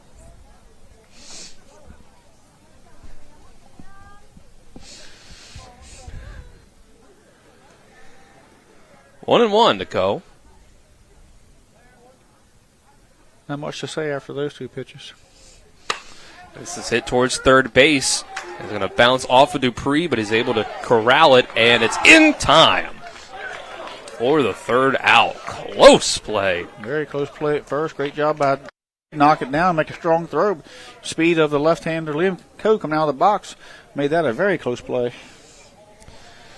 That sends Martinsburg back out to the field. We'll go to the 4th inning. Martinsburg got 3 runs in that time on 2 hits, and they leave 1 on. 6-4 Patriots. We go to the top of the 4th after this 1-minute break. EPAC Baseball on TV 10.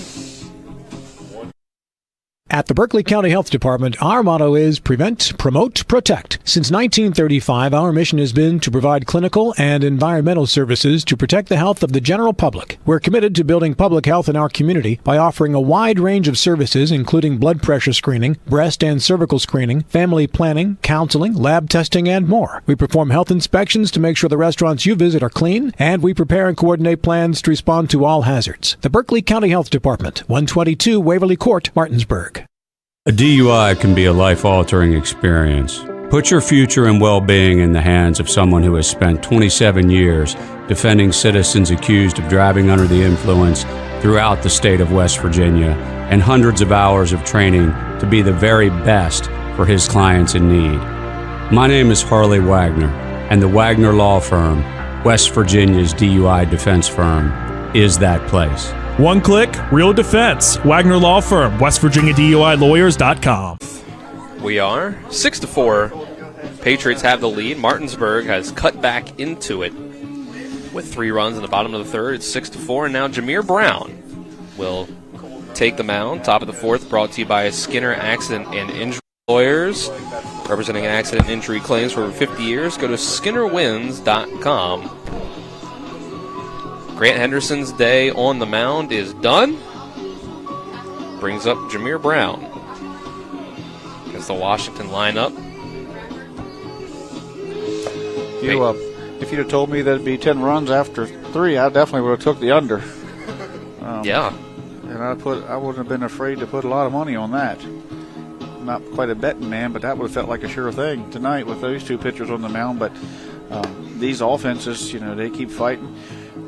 Washington taking some timely walks and getting some timely base hits. Martinsburg using speed, sacrifice flies, suicide squeeze bunts, pulling out all the tricks to get them on and get them over and get them in and to keep this game in striking distance. It would have been devastating last inning if they would have, left the bases loaded, not gotten those runs across. So that was some pretty good job there, both by players and executing some of the calls by Coach Baller there. So great job of them to get them in and keep this game in striking distance.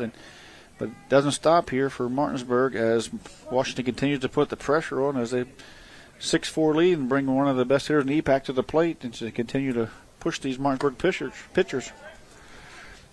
Yeah, Brown's got to be thrown into the fire right away. He throws the ball to Edwards. It's 3-4-5 in the order as the Patriots come up for the first time against them. There you go. I know Grant has to feel good about that last inning there, right there at the end, getting a strike out there to finish up the night, to finish up strong, and he's fooling Connor Smith, who was must have been looking curveball there as he just kind of got behind, and he kind of got swing. He's one of the toughest outs in EPAC, especially right now with his 4 for 6 as Jameer throws down and in, but off to the hottest start in EPAC, and for him to get that out, at least Grant can finish up saying, that he's able to compete with, even when it's not his best night, he can compete with some of the best hitters in the area. The 2-1 to Edwards. This is going to be on the ground to third. Zarnecki can't field it cleanly at first, but he gathers it back up and throws it in time. Seen a lot of close plays at first. Umpire Mr. Rubin out there is getting has got his hands full out there. Yeah. Every play seems to be close. I think that goes out to the batters hustling out of the box. The hitter, the infielders making great plays out there, knocking balls down. They're making them work. Everybody's working hard. Marshall Derrick up for the third time. Fielder's choice to third and a base on balls. His first 2 at-bats. He's going to take strike 1. Another tough out for Washington. Like I said earlier, he hit a big fly last night down at Loudon Valley, getting some really good pitching. A dangerous hitter. Brown quickly throws one by him for strike 2. Brown, similar to Grant, throws from the right side. Has a lot of run on the baseball and a little whip to it. A little different leg kick. Has the ball. 0-2 breaks out of the zone. Signed to play at Shepherd. Shepherd coach Kowalski's here. Checking out some of the local talents. Checking out his future Ram. Brown overthrows that one to the backstop. It's just a bit outside, wasn't it? Just a bit. Just a bit.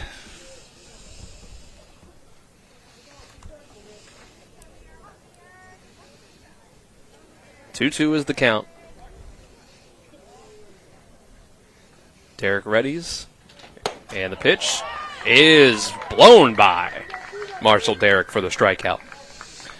Yeah, Jameer's had a chance to, 3 or 4 innings to get into this game, get loosened up, get warmed up. He's coming in pretty hot. We've seen him in the bullpen throw, and then even though he's getting thrown into the fire, 3, 4, 5, he has an opportunity, to throw and get into the groove of the game, and the ebb and flow of down a couple, up a couple, and the momentum on Martinsburg side at the moment. First pitch to Lopez is fouled away, and this is the opportunity for how the schedule has fallen for Martinsburg. They can use Henderson and Brown tonight. Mm-hmm. Berkeley Springs tomorrow. And the offense has done enough to where a good outing from Brown can maybe lead them to a comeback victory. This one is bounced outside for a ball. I think they were down at one time, 6-5, 6-1? 6-1. Yeah. So, Martinsburg showing the depth in the pitching staff and their ability to fight back. Washington's showing the ability to hit good pitching. And so it's going to be, I think you're going to see this matchup a couple times this year. It's going to be tough for both teams for anyone to sweep either or the other. That 1-1 pitch was just barely off the zone.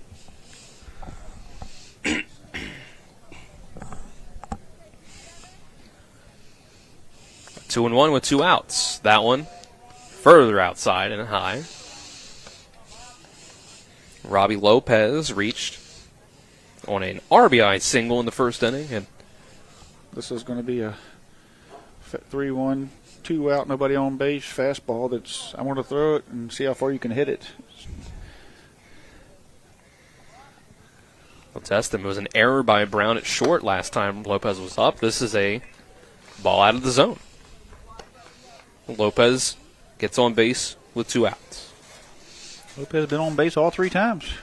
Base hit, a walk, and reached on an error. So his on-base percentage looking really good.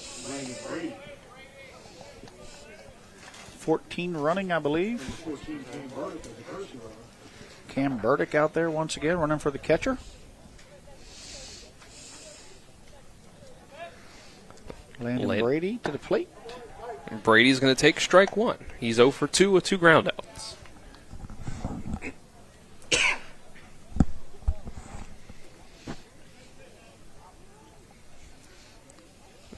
Short lead at first. Here's the pitch outside.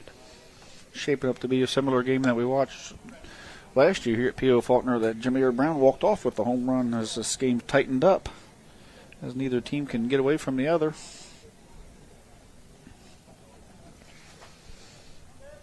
Brown with a look over. And now the pitch.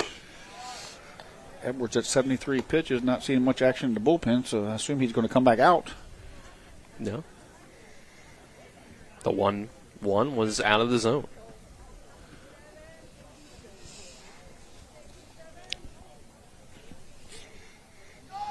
Runner goes. Pitch is low for ball 3, no throw. Didn't check him much there. 2 outs, working on the batter here. Letting the runner turn the runner loose.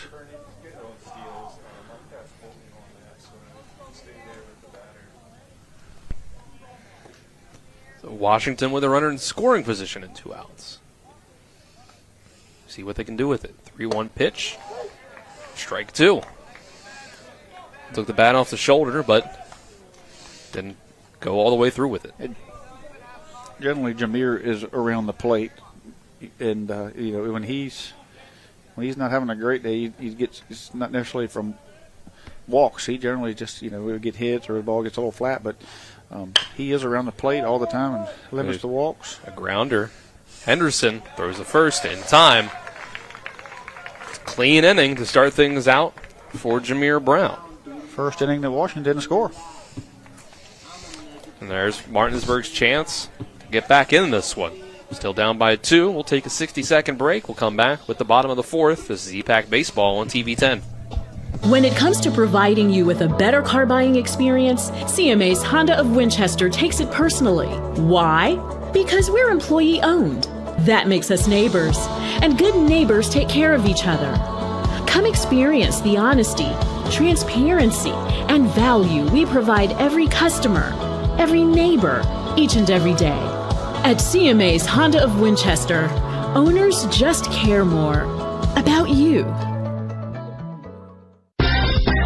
Hey, it's Cody from Cody's Auto Body. You're a potty mouth. But we do a really great job fixing cars after an accident. I know, but you're still a potty mouth. I'm possibly the best friend you could ever have. You are, but potty mouth. If you need your car repaired, come to Cody's Auto Body, located at 851 Wilson Street in Martinsburg. Because that's Cody's with a T for f***ing trust. See? Potty mouth. Ugh, leave me alone. Bottom of the fourth from P.O. Faulkner Park. Dylan Bishop and Trip Tobin with you on the call. Our on-site producer this evening is Tyler Strine. Behind the cameras on the TV 10 side are Ethan Elliott, Vernon Dale Piquel, and Colton Musgrove. And back in the studio producing is Colin McLaughlin.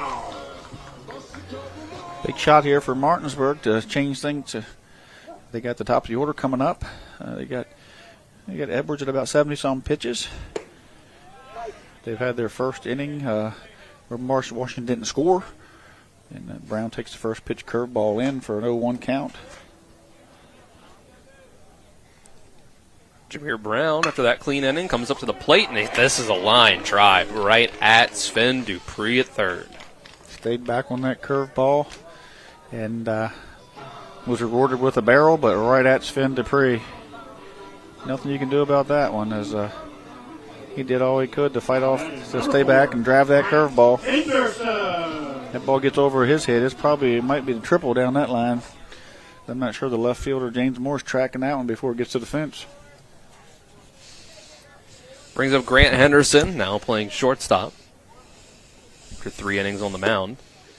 He's going to take the first pitch for a ball. He has reached base once on an error and then flown out the left field. I'm not sure what that pitch is Edwards throwing, because it didn't like it has a lot of spin, but it's not his fastball. There's his fastball. And that one's fouled back.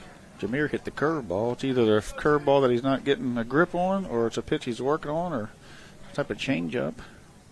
Something that's definitely off speed. Heard Coach talking about a splitter he was working on in his in-game or before-game pregame interview, but there it is, curveball. Check swing, they'll go down. They'll say he went around.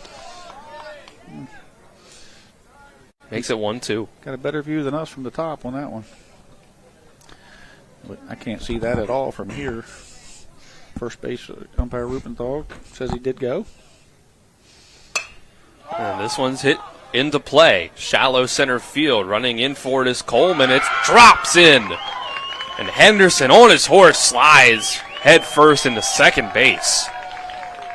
You know, Henderson didn't get all that, he'll tell you that, but he knew coming off the bat that there was a shot that it could drop in, and he come out of there running all the way. Most people end up with a single there and just happy to get on base, but he was thinking double the whole way. And the second he seen it hit the grass, he was gone for two. So he gets rewarded for a double with that, and gives Martinsburg a chance here to, with their number 3 batter up, to maybe a base hit, turn this into a 1-run game. Yeah, the dynamic of this game has definitely changed. It was 6-1 last inning. Now you get a clean inning up on the mound from Brown. You got 3 up on the board last time, and runner on second. Now Washington feeling the heat a little bit. Edwards starts this at bat with the ball.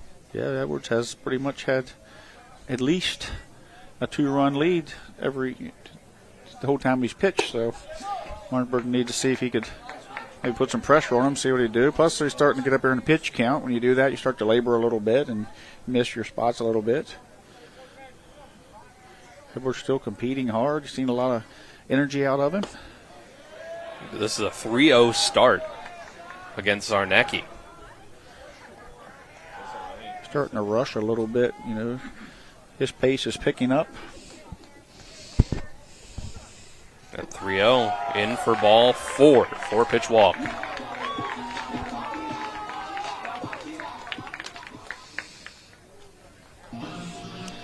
Yeah, that base hit by Henderson off the end of the bat there has perturbed Edwards a little bit. And now he's kind of sped up a little bit.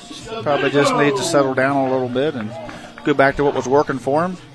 He's had a line drive from Jameer, a double from Henderson, now a walk this inning. So, and now Domenico with a big swing just misses for strike one. It's a 6th walk given up by Braden Edwards. He's kept the lead so far. 4-pitch walk. And Domenico was, he thought maybe he'd take there, but he was sitting on an 0-0, get me over fastball. And trying to check his swing. This one bounces in front of Lopez. A little bit different base runner there with Grant Henderson understanding the game there, knowing that didn't see it squib away far enough. You don't want to be too aggressive in this situation. You know, you've got an opportunity here to put some pressure on, maybe tie this game up. Another one fouled off by Domenico. That's pitch 87 from Edwards. Washington looking for a big double play ball here. Martinsburg looking for a ball in the gap. Edwards hunting a strikeout with the 1-2 count.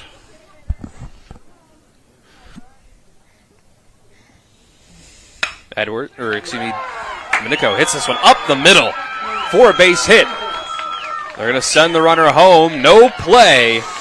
Henderson slides across, makes it a 1-run game. The game is, you never want to sleep on anybody in the EPAC. The offenses are too good. The energy's too good. Looks like you might, I'm not sure if you're going to talk to him or pull him. Head coach coming out. 86 pitches. Looks like he's going to stay in. I don't see anybody warming up, but I would think they would go to Dupree from here. He's available.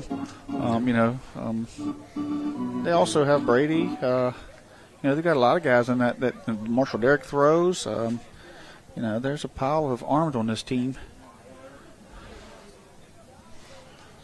The runners on first and second. 1 out. Now it's going to stay with Edwards. 87 pitches here after 3 in the third. The bottom of the 4th inning is brought to you by the Manfredi Law Firm in Martinsburg, where it's about seeking justice for you. Go to wvjusticelawyers.com. Elliott with that base hit bunt last time at bat that really, that might have been what, it felt like that's when the momentum shifted a little bit to Martinsburg's side, even though they were still down 4. There was life there when that happened, and cracked the armor of Washington. So that bunt really kind of turned Martinsburg going in the right direction. We'll start 1-1 here. Elliott fooled on that first pitch, got out on that front foot. Pulled back on the bunt there. And this one's fouled off. Kind of a half bunt for a sacrifice, half bunt for a base hit, as he was kind of bunting and running. So wasn't quite ready just to give himself up with that sack with 1 out. So it was more of a kind of a, I'm going to bunt for a base hit, but I'm going to try to make sure I get it down kind of bunt. It fouled off. 2 strikes on him now. Swinging strike 3. Fooled on the curveball there, got out in front of it.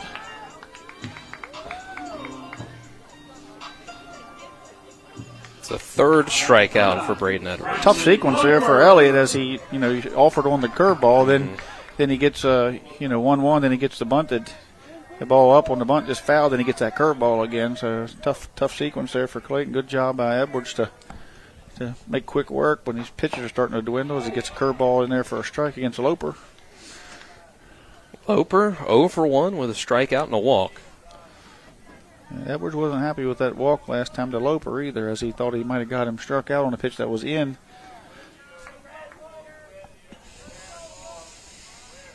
Edwards to the plate again. This is going to be hit on the ground to short. Showen on 2 hops has to make the throw. It's a nice pick at first by Derrick to end the inning.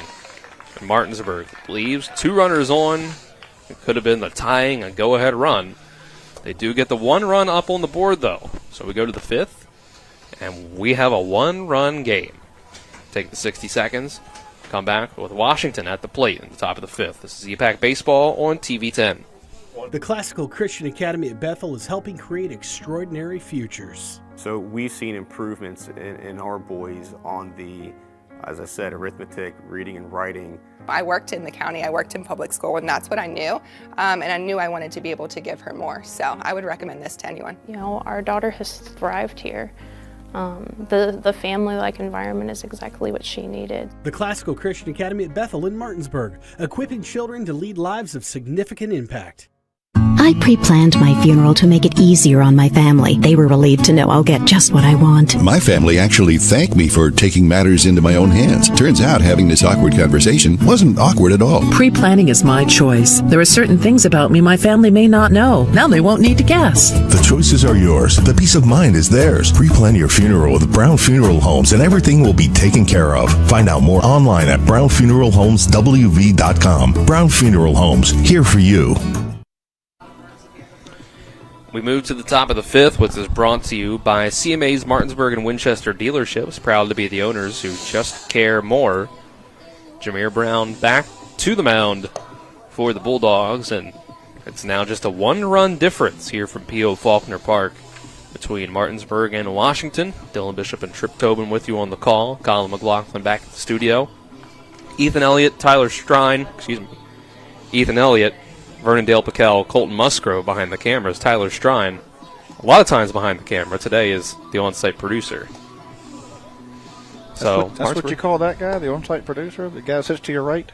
Yeah, we can give him that title. He's producing on-site. Colin, studio producing. I thought he was just the guy that sat to your right. In case we needed coffee. We could call him a button pusher, but that doesn't sound as nice. He does more than just that.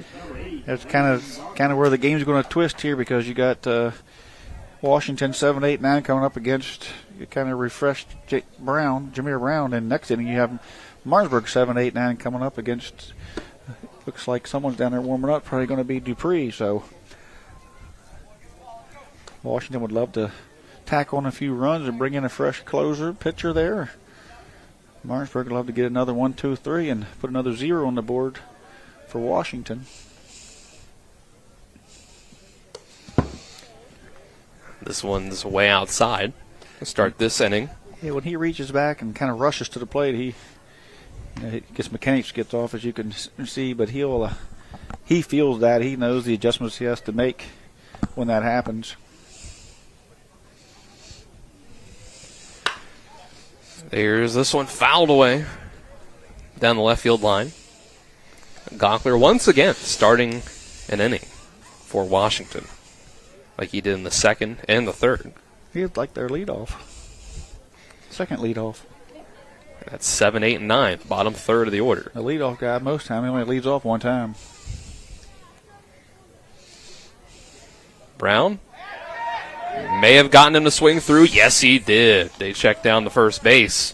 They say he did go. Strike 3. Strikeouts for Jameer Brown. Showing to the plate. Showing signed the play, and I don't know why I can't. I think maybe someone could text it to me. I know Showing signed. Play at the next level. Shortstop here for Washington. I just can't for the life of me remember where he's going. He takes the ball here. He's 1 for 2 on the day. Runs scored in the second inning.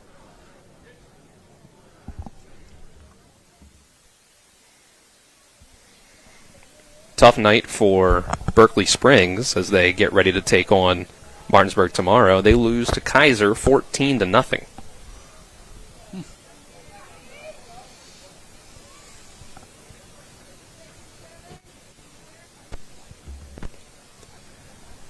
Brown to the plate. Strike 1. Brown looks good tonight. Ball's got a little movement on it, a little hop on it, fastball. Like I say, he come in pretty warm. Game has had some moments that certainly got him get your heart rate up, get you revved up, and there he threw one right over Showing. I think that's the second time Showing's taken one up and in and pretty tight. He's going to start wondering if maybe they're after him.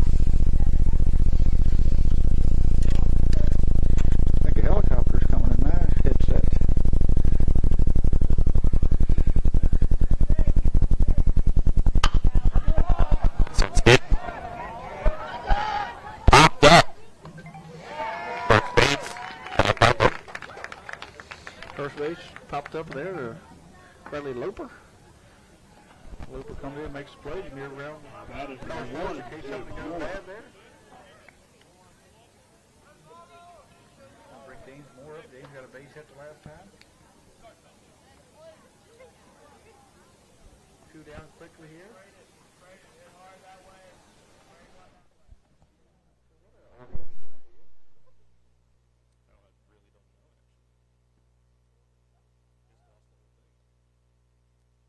James takes one down the middle there.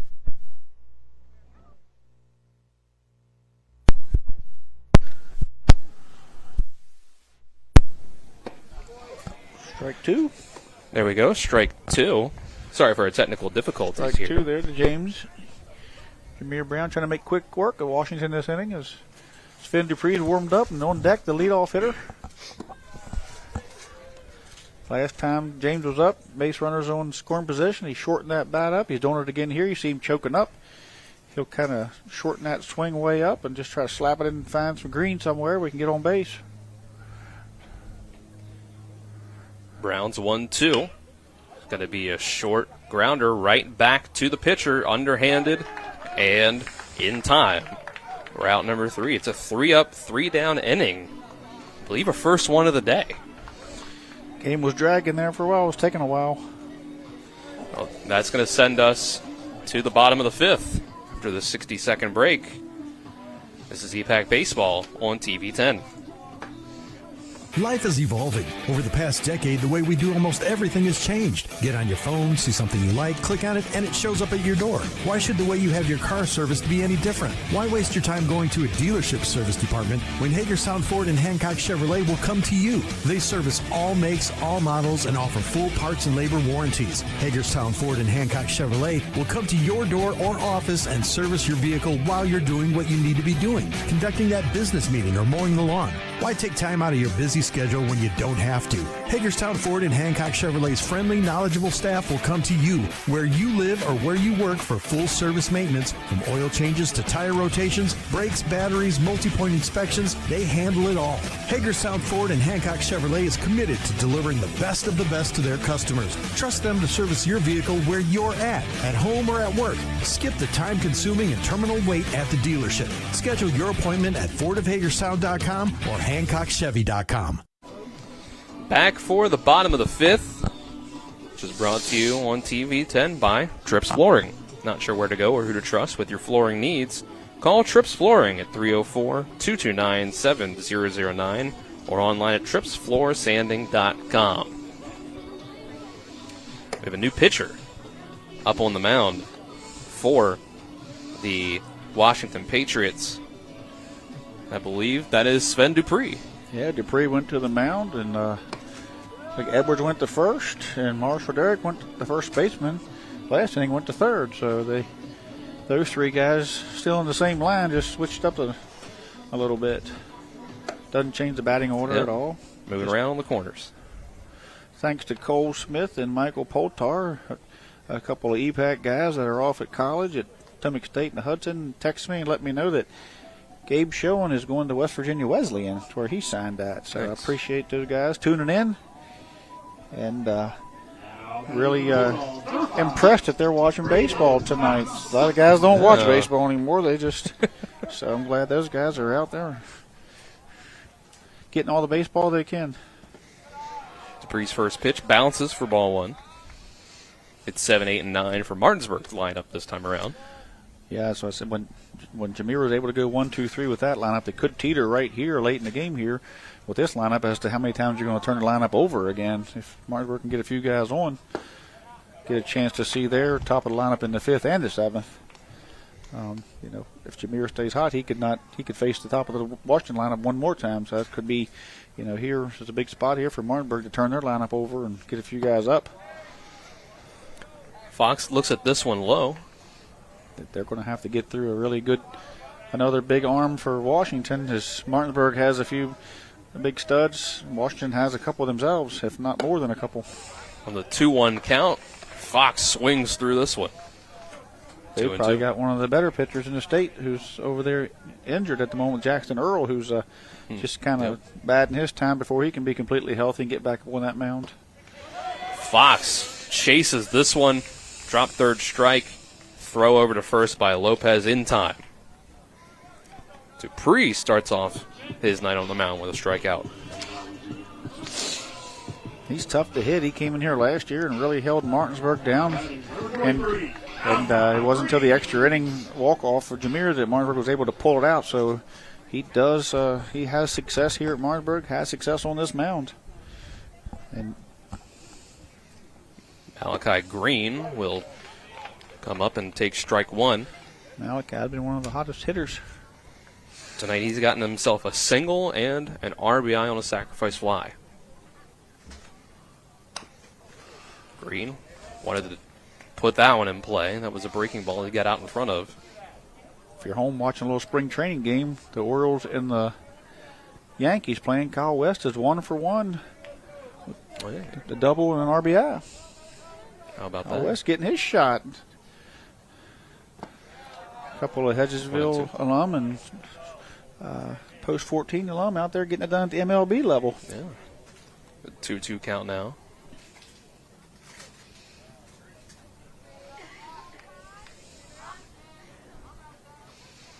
Dupree's pitch will catch the zone. Green slid back thinking it was inside, but that is a strikeout looking. That was a great pitch by Dupree. It was right there on the inside corner and caught him frozen a little bit. Malachi likes to get those hands out, get over that plate, and Dupree was able to sneak it in. Dupree kind of matching Jameer Brown here at the bottom of the lineup. Says he's an out away from 1-2-3 inning. First pitch to Liam Coe is low for a ball. It's actually the first time someone has looked at strike three without taking bat off the shoulder tonight. These guys have been hacking at it tonight, that's for sure. Making those pitchers work. A wind up from Dupree. Can't catch the zone here. 2-0. Coe, 2 at-bats tonight, drew a walk and grounded out the third. He'll take this one inside. 3-0 start to this. That's a pitch that he got Malachi on just a little closer to the plate. Spring Mills got a 4-0 lead over Hedgesville. Dupree wants a new ball. What's slightly surprising to me is that Spring Mills has scored those 4 runs off 6 hits, 4 runs, 2 earned off of Mason McGill, who has 10 strikeouts tonight against them. Oh, wow. Strike taken here on 3-0. I guess around the Panhandle you can see some surprises. You look at Grant Henderson's line from tonight. That'll be a surprise one as well. And the 3-1 pitch is low for ball 4.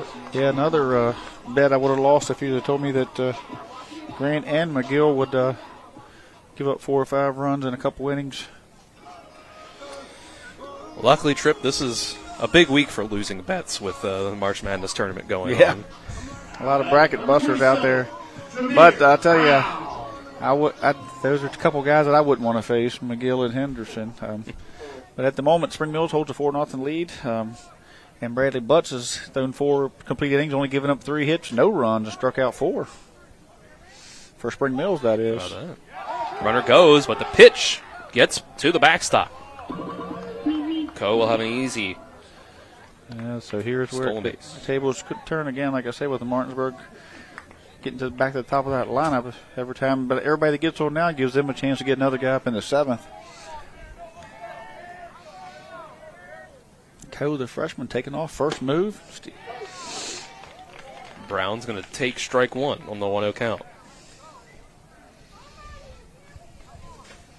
There's a situation where the risk is worth the reward because you get in scoring position if you get there. If you don't, you just start off your inning with Jameer Brown leading off. Ball 2.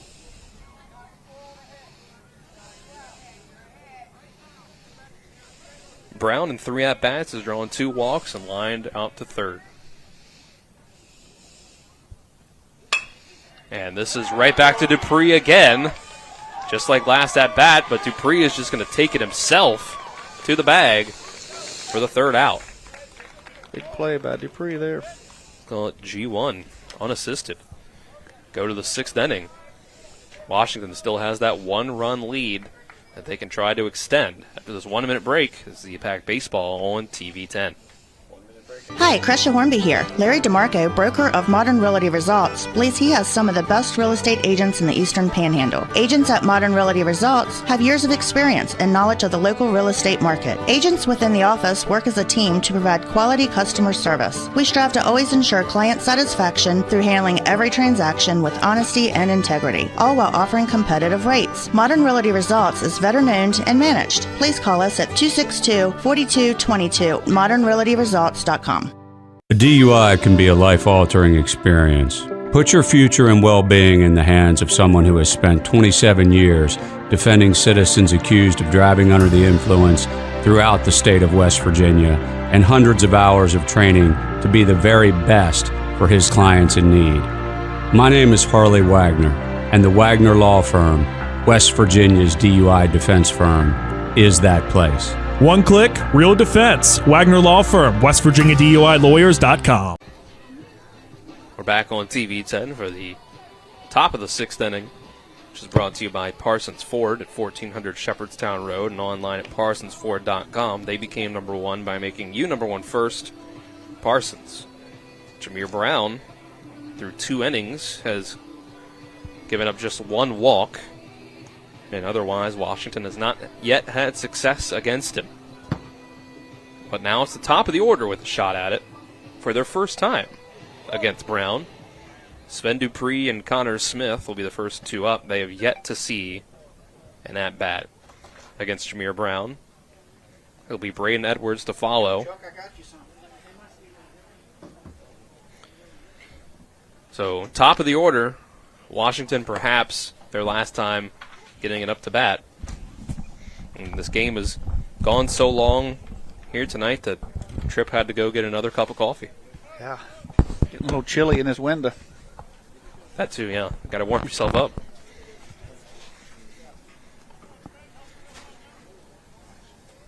Dupree will be first up. He's gone up 3 times, grounded out to the pitcher, base it up the middle for an RBI, and a fielder's choice to second base.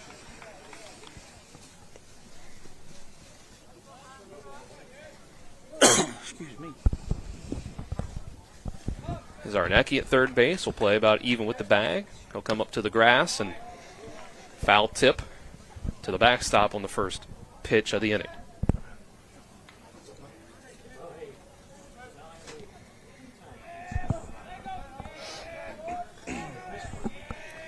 Brown will wind up and throw. This one is fastball high and outside.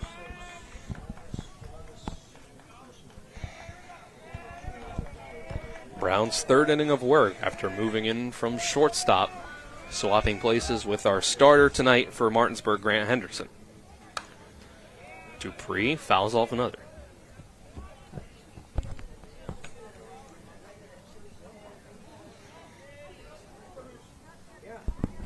Jameer at 35 pitches, so got a few to burn here in the 6th and 7th. Is the next pitch. This is going to be grounded over to second. Fisher throws with plenty of time for the first out. So Jameer Brown has come on in relief and settled things down big time. We talk about Kobe, freshman Fisher's, 4 for 3 for 3 or 4 for 4 there at second base on attempts, and shown that he can knock the ball down, make a play over there, and glove it.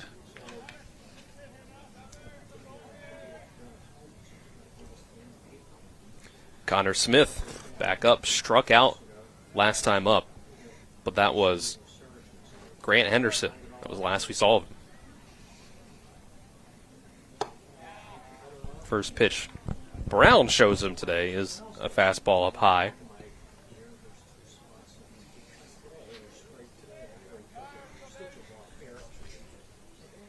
The 1-0 from Brown. That one will also be just a little too high up. Tough spot in the lineup here. Smith, Edwards, Marshall, Derrick, all 3 have home run power, hit the ball in the gaps. It's a big spot in the game here. If Jameer can get through this part and not see those guys again, it wouldn't hurt his feeling, that's for sure. There's strike one on the outside part of the plate. A single, a walk, and a strikeout for Smith. 2 runs scored. 2-1. This is going to be tough play for Henderson, and he's not going to get there. Base hit in the center. Connor Smith continues his hot start to the year. 3 for 4 last night, 2 for 4 tonight. That's pretty big. 5 for 8 is Hall of Fame numbers, isn't it? Yeah. So, Braden Edwards now got out his last time up at the plate. His first 2 times up, it was an RBI single. The first inning and the second. Grounded out to Zarnecki at third in the fourth. Brown, breaking pitch. Edwards able to hold off as it breaks out of the zone. Don't think you're going to see Connor Smith as a stolen base threat here, so focus on Edwards. Connor short lead, legs wide. Here's ball 2, low. Well, must have just missed. Edwards moved over to first after pitching here tonight. That's a chance to get the win here if Washington can hold on. Edwards back to Brown. He knocks it down with his glove, guarding his face, and in the time it takes to pick it up, he sees his only play is at first base. Good thing he got that glove up there. Yeah. He would have had some laces off on his face. Hopped off that turf, come right between his eyes. That'll bring up Marshall Derrick with 2 outs and a runner on second base. Washington looking for some insurance. Martinsburg looking to put the third straight goose egg on the scoreboard for Washington after they scored in their first 3 innings. Been held scoreless in the 4th and the 5th. First pitch to Derrick is a checked swing, but not checked enough. Goes through for strike 1. Derrick with a fielder's choice in the first, a walk in the second, and a strikeout in the 4th. That was Jameer Brown's first strikeout. That's a swing and a miss for strike 2. Brown hopes to get his 3rd K in this at-bat. Jameer preying on his aggressiveness there in the last 2 pitches. Curveball's down. He's shaking off the sign to Fox. So Jameer's got the pitch that he wants.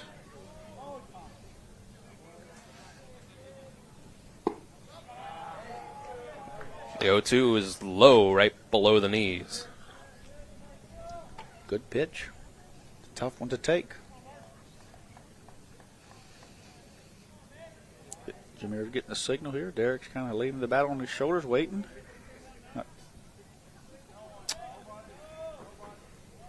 1-2 is the count. 2 outs. Jameer Brown to the plate. Fouled off. Derrick stays alive. Jameer made Derrick stand in that box a long time that time. Surprised he didn't call timeout.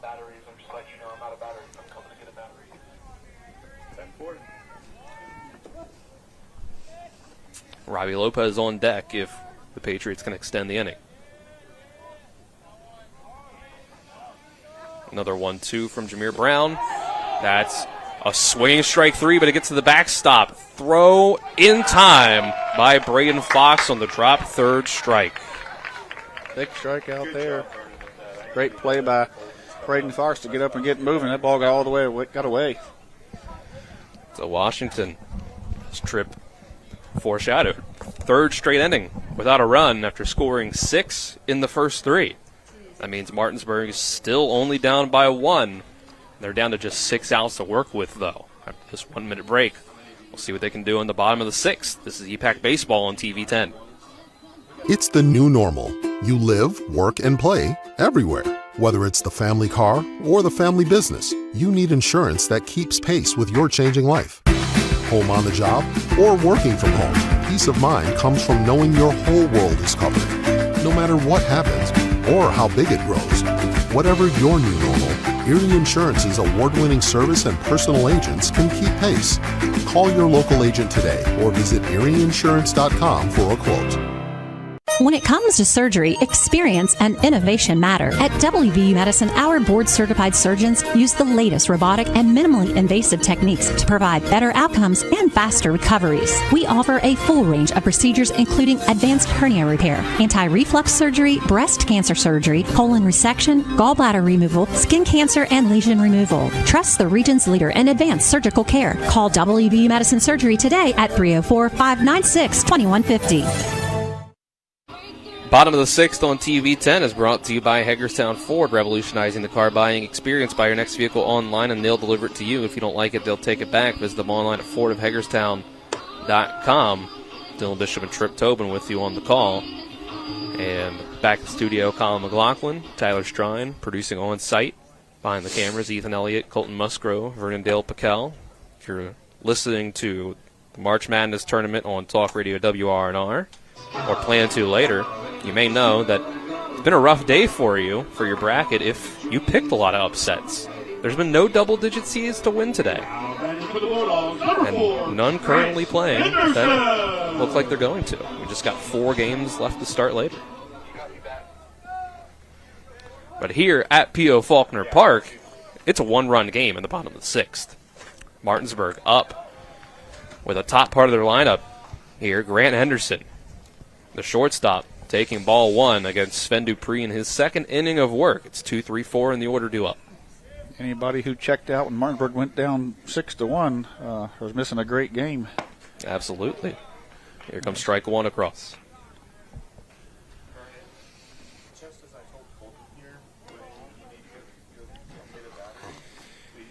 Henderson, Zarnecki, and Domenico trying to get Martinsburg at least back even. This is one bounce for ball 2. Henderson double and then came across the score in the 4th. Yeah, his speed in the 4th inning brought that lone run in. Just his baseball awareness and IQ as he took off out of that box. He takes a strike here up. But his baseball awareness, knowing that ball might drop in and looking for 2 out of the box there was big there. Played a big part in Martinsburg getting back within a run. He got that insurance run, you could call it, or that one that cut the lead in half for Washington from a 2-run lead to a 1-run lead. They needed it. That's the only run they got in that 4th inning. He takes this one for ball 3.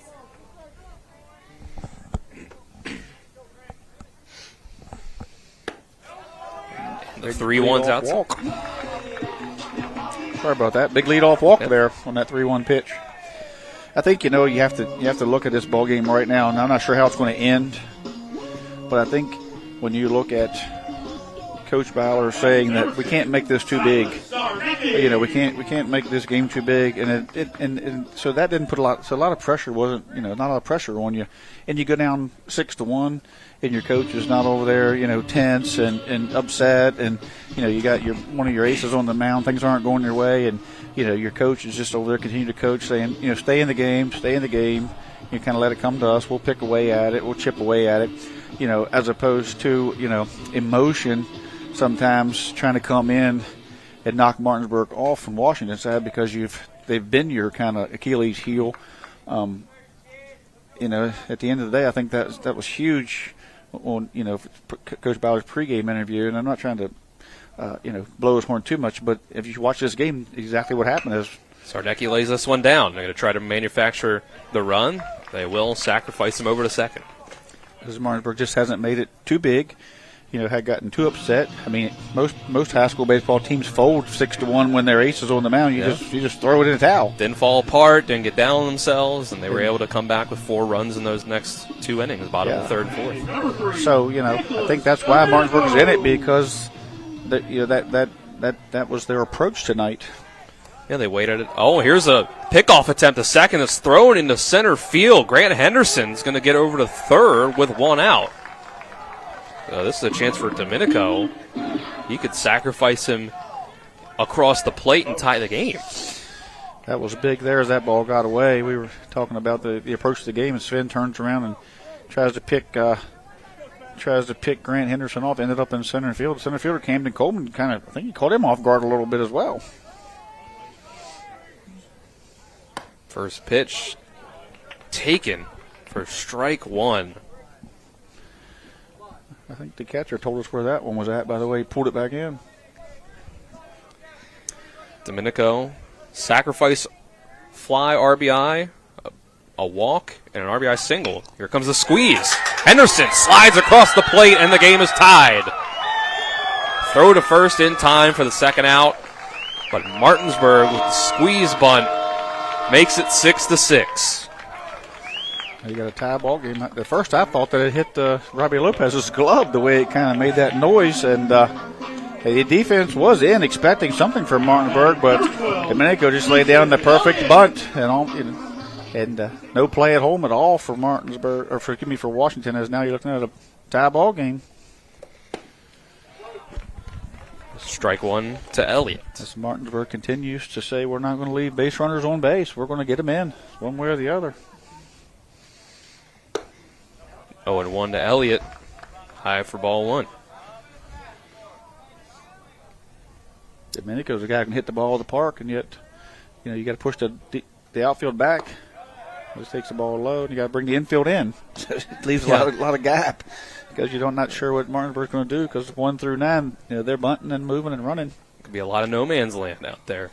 Shallow left or right, especially. This is grounded too short though. Showing one hop to first. It's picked by Edwards for out number 3. Martinsburg gets across that tying run to make it 6-6.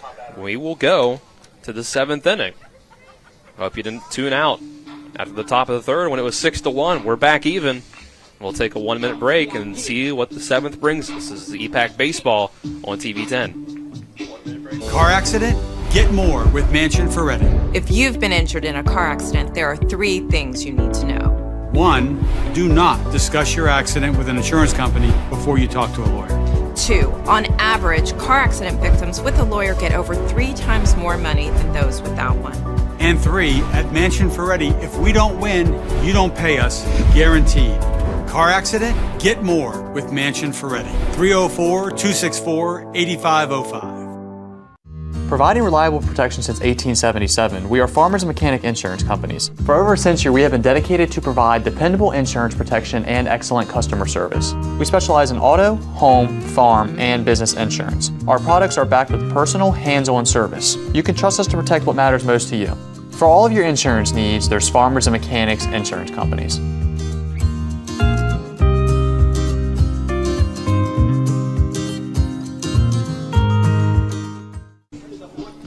Seventh inning from P.O. Faulkner Park. We are back tied at 6 apiece between the Bulldogs and the Washington Patriots. Top of the 7th is brought to you by L.A. Roberts Jewelers, committed to excellence in quality design and craftsmanship, located in historic downtown Martinsburg. Jameer Brown, the way he's been pitching on the mound, has gotten Martinsburg, at least gave Martinsburg the opportunity to get back in this one, and they have delivered. Tied us back up at 6. Yeah, they fought.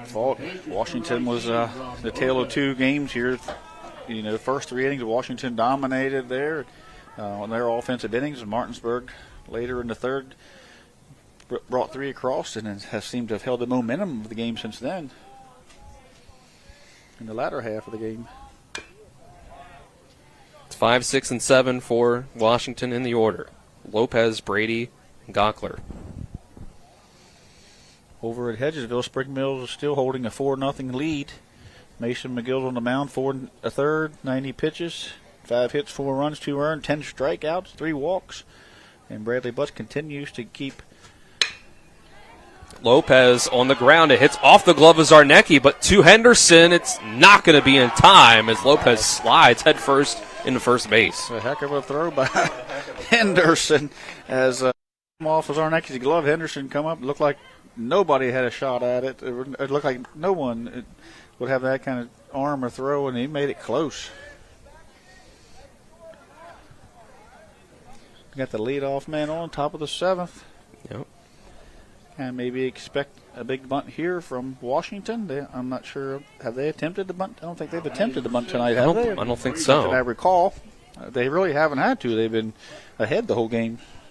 Yeah. Brown will throw it over to first. Again, Spring Mills is Bradley Butts has held Hedgesville scoreless. We'll see a bunt here by Landon Brady. Brady's 0 for 3. Could be a good time for it then. Another pickoff attempt. It's been 3 ground outs for Brady. She and Jameer throw over to see if Brady will show his hand, which he has. He still lays down the bunt. Brown looked at second, thought about it, but he'll go to first. One down, man in scoring position.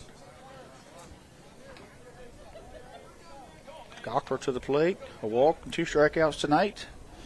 Good time for him to put the ball in play. He's going to have to solve the riddle that is Jameer Brown, who's kept Washington off the board for 3 straight innings and looking for a 4th. Washington is trying to solve that riddle. Brown's only given up 2 hits in those now 3 1/3 innings. Brown's first pitch gets across the plate for strike 1. It's Gabe Schoen on deck. Now reaching the bottom third of the order for Washington. The 0-1 runs up high and inside. Dayon Fisher cheating towards first a little bit, leaving that middle open as Brady Loper is coming up, and just in case of a bunt, pushing Zarnecki back because the runner's at second. So the defense is kind of shifted a little bit to the right, leaving the middle open on the right side of the field. Left side pretty well guarded as Henderson holds but then retreats to the hole. Watching him. Throws to the plate, though, high and inside. Got that courtesy runner making a little bit nervous out there. He doesn't want to get picked off in a tie ball game. Got 2 seniors out there working him, and Grant and Jameer had him retreating that time when the pitch came in.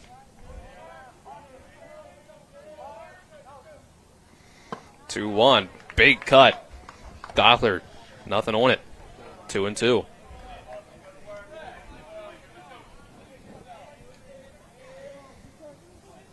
Brown looking for 2 outs to get his team to the bottom of the 7th with a chance to win.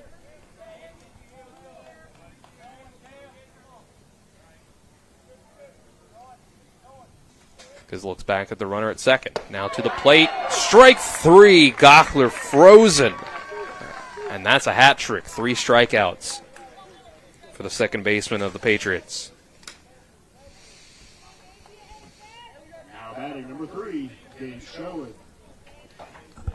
Another fellow in there, Trace Huff, who's on this roster, who's not in the lineup tonight, who's should be back here shortly, and he was a tremendous hitter over the summer. He'll add some more offensive power to this lineup as well. First pitch grounded, and Zarnecki's just going to watch this one roll in the foul territory. Look for Huff to come in and play one of the middle infield positions at times, and certainly proved as a sophomore last year that he could hit at a very high level in the spring and the summer against some great pitching. So when he's back, that'll give them another offensive threat, and Washington has plenty of them already.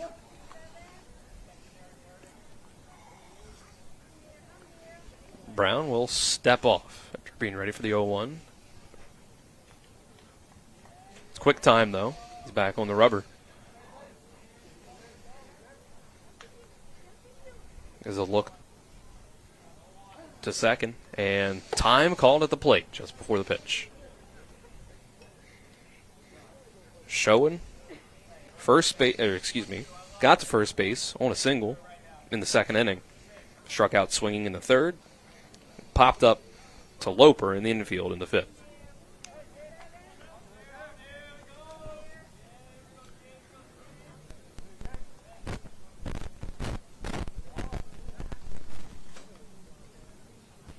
Big pitch here. 0-1. Outside for a ball. not necessarily that pitch, but a big at bat here if they can go into the bottom of the seventh with a chance to win. The way Martinsburg has been manufacturing runs, if they can get a runner on, they've done a great job of getting them in.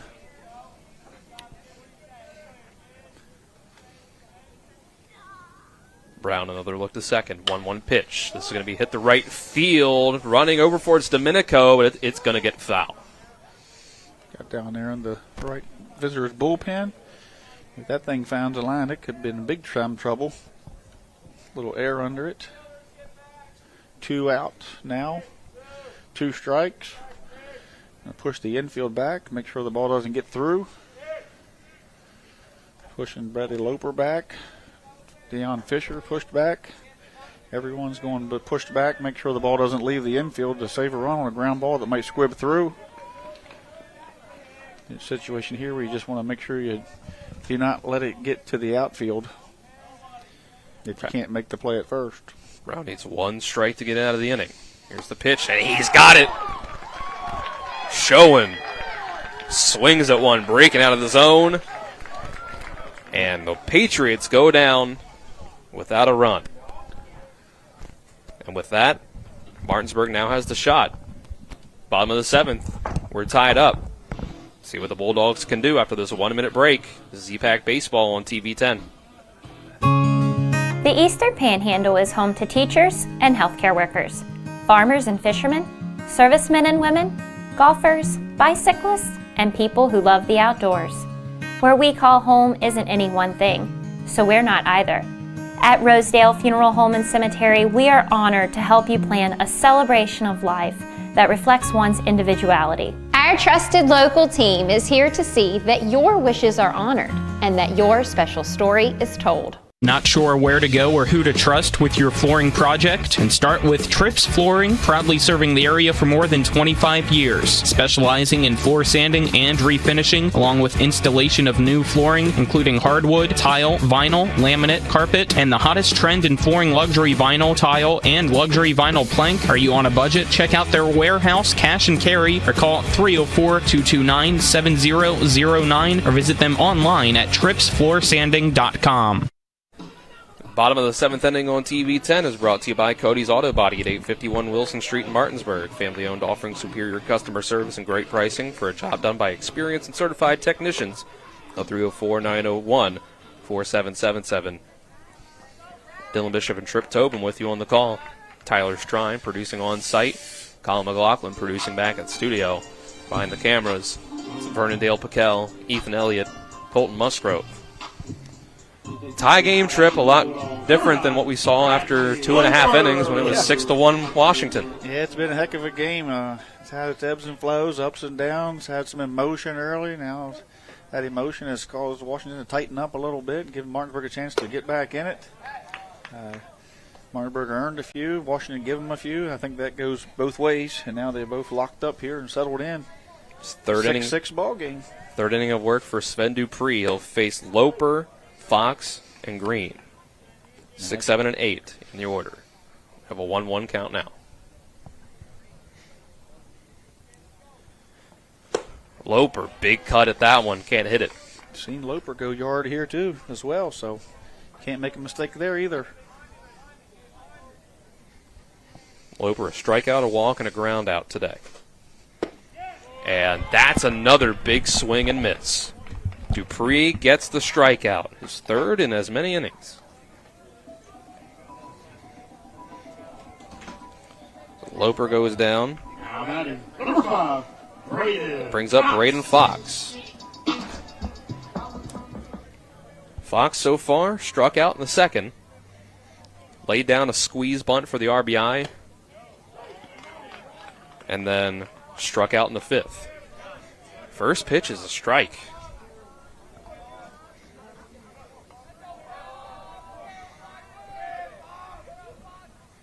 0-1. Fox is going to lift this one in the right field, but it looks like getting to it is Landon Brady for the second out.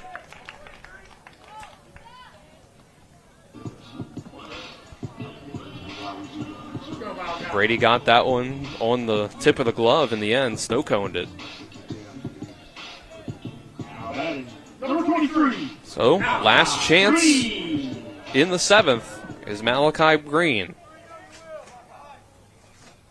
Single, sacrifice fly RBI, and a strikeout looking. First pitch is low for a ball. Dupree is yet to give up a hit. And this is a big cut from Green. He can't hit that one.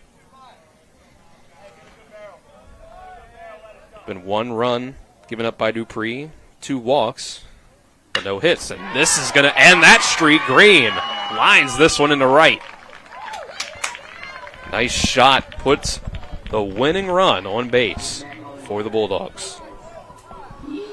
Malachi Green staying hot, trying to keep up with Connor Smith. He's got a couple hits tonight. Number 7, Liam Coe. That brings up Liam Coe. Byler brings in a pinch runner. Drew Earhart, I believe. He's at number 2. Well, let's see. Number 1 is in the end, Brody Robinson. That's number 1, Brody Robinson.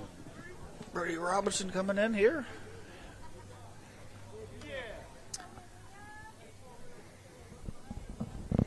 It's 2 walks and a ground out for Liam Coe.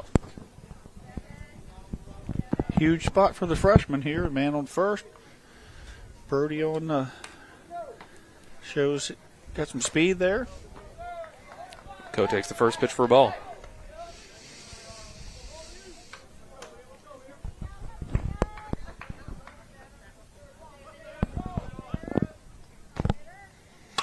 The 1-0, Coe hits it to left field, but out of play. Yeah, Coe swinging away there on a 1-0 pitch. You know, maybe sometimes you take with a youngster, but Coach Byler showing the confidence he has in this young man, letting him swing away here and before he gets a strike. Giving him 3 cuts here to get on base.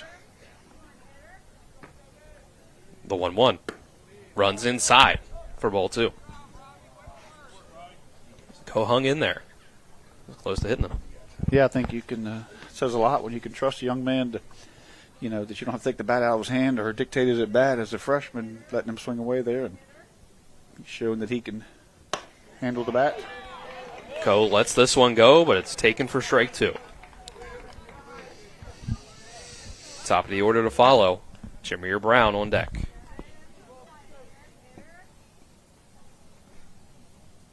Dupree tries to pick off Robinson. He gets back in time.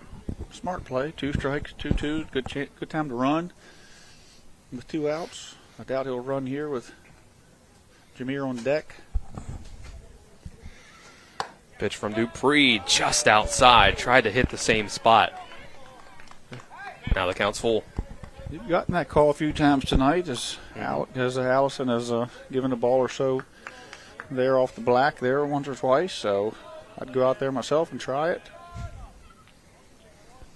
Full count. That's inside. Coe draws a walk for the 3rd time today. And now that winning run is at second. Last year, the same exact scenario.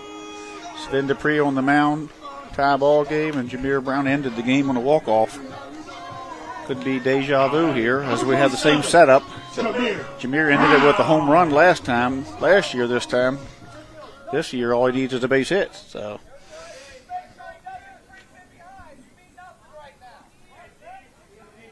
Brody Robinson at second.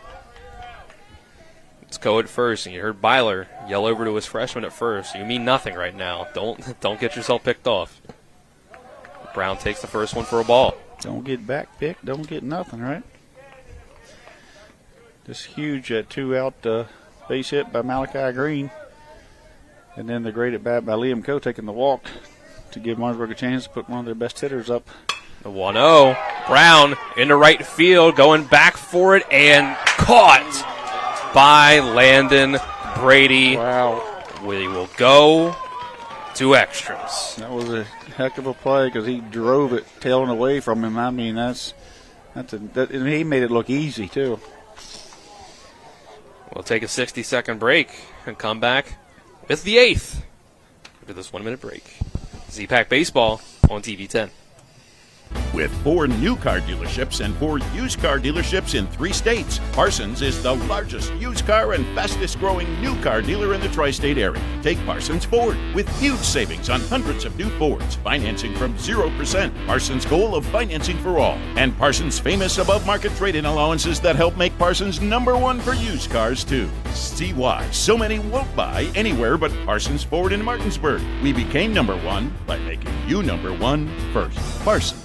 My kids, you know I want the best for you, don't you? We need to have a conversation. End-of-life planning is no one's favorite discussion, but the relief of having everything in place when the hour of need arrives is a gift. Give it to your family. Plan ahead with us. Brown Funeral Homes, a leading provider of cremations, invites you to explore the many flexible options of cremation. From environmental considerations to the benefit of greatly reduced cost, it may be the perfect answer for your family. Online at brownfuneralhomeswv.com. Brown Funeral Homes, here for you.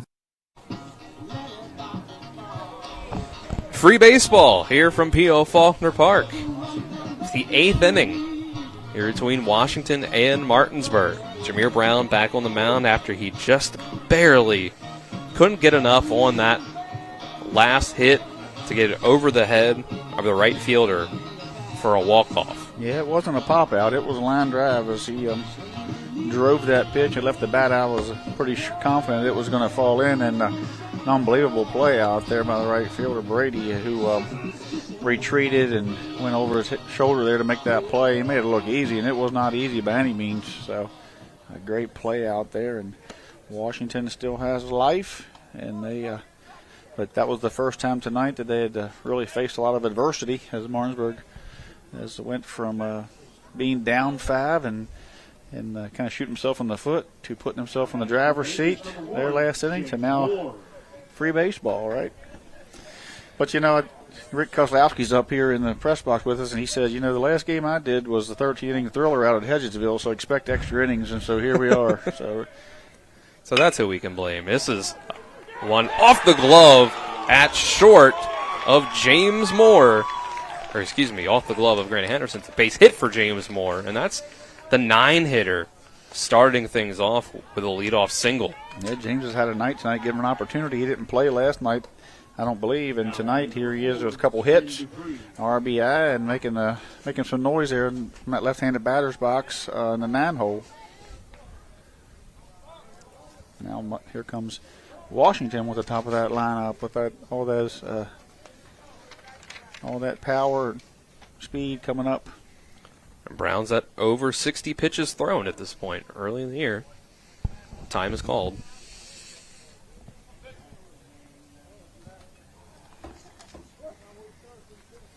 Dupree, a ground out, a single, a fielder's choice, and another ground out. There's 4 at-bats. 1 RBI on that single. He's going to lay down a bunt. It's going to roll to Brown. He's going to be able to throw it in plenty of time to first.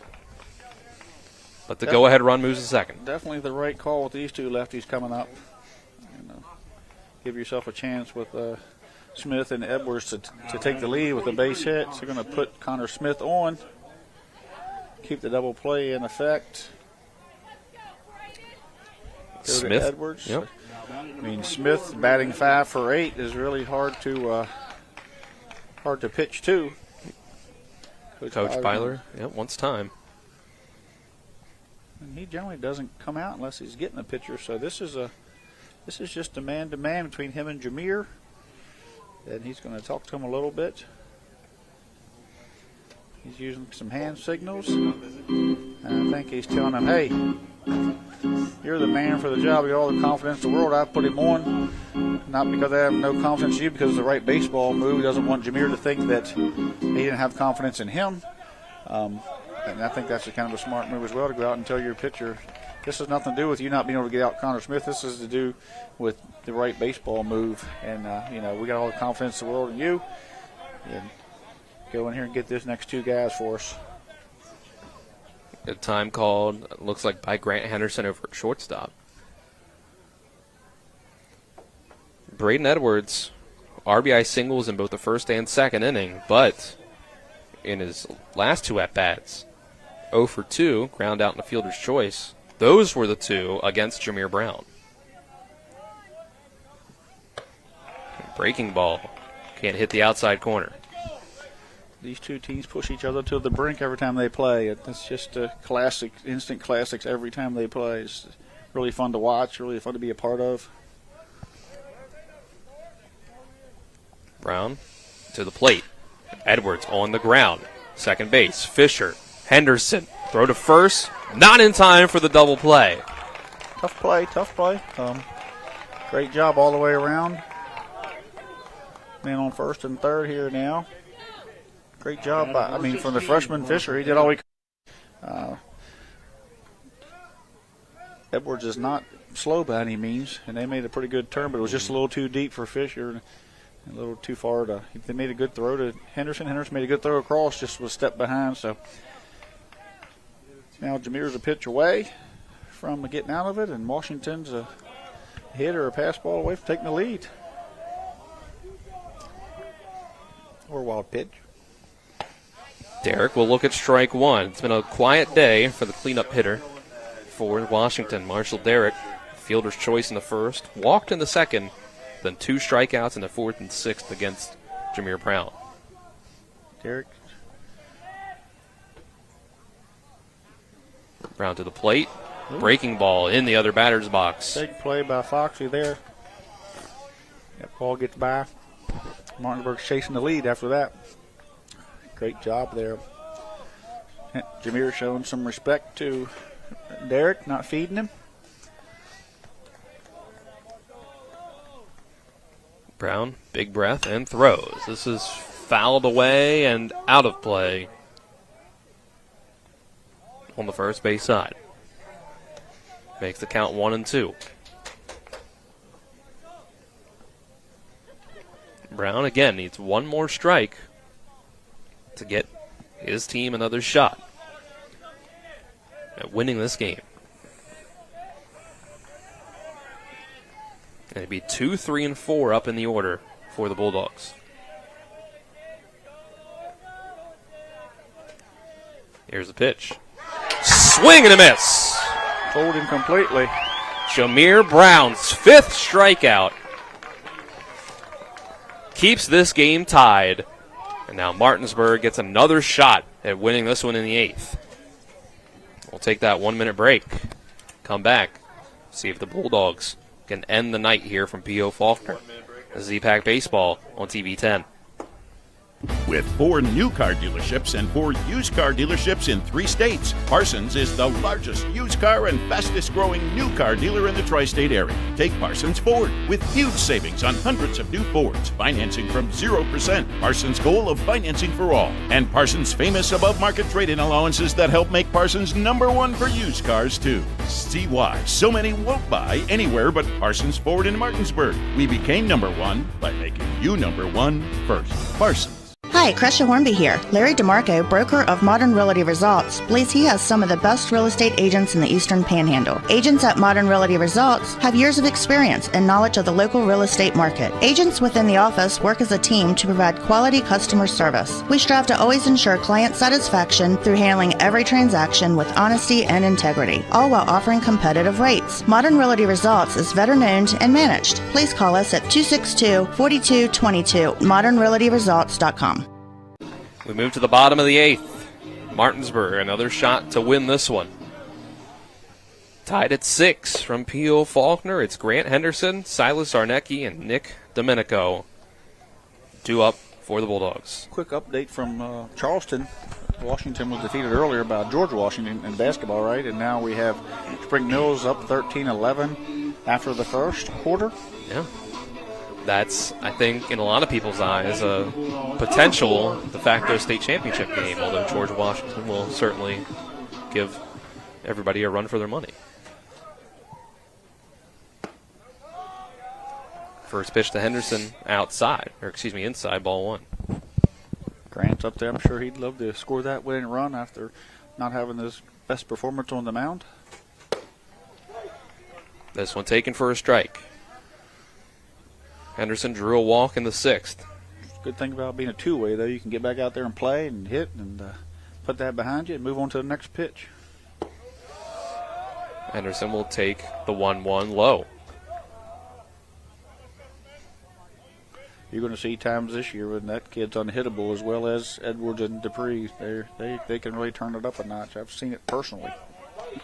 2-1. Catches the zone for strike 2. Even with the dismay of the press box.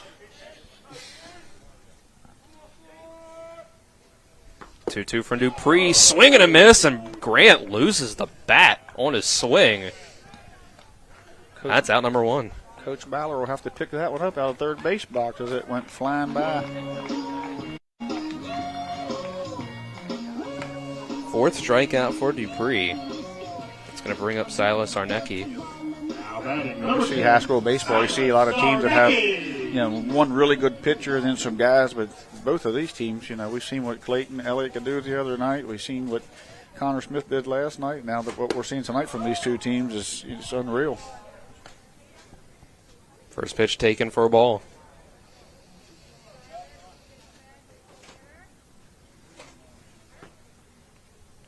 Dupree, he'll take this one in the zone for a strike. Of all the years for the state to change it to an 8-man format down the state, I think it's going to be a great thing because the EPAC definitely has 2 teams that could compete down there, if not more. Yep.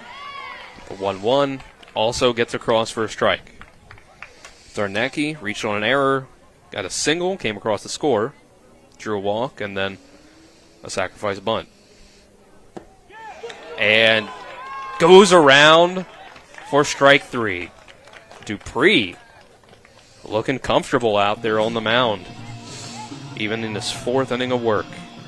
Yeah, he's done 3 2/3, only given up 1 hit, 1 run, 1 earned, struck out 5 with 3 walks. Number 3, Nicholas Domenico. He's at 57 pitches, so he still has a few to burn.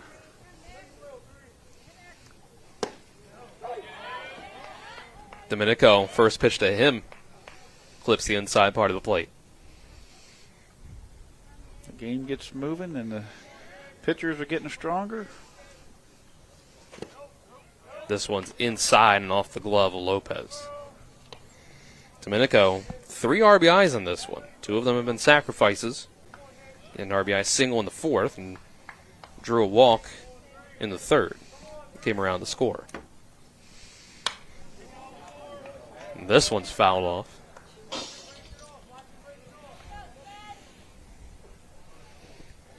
Dupree looking to get Domenico out for the first time tonight.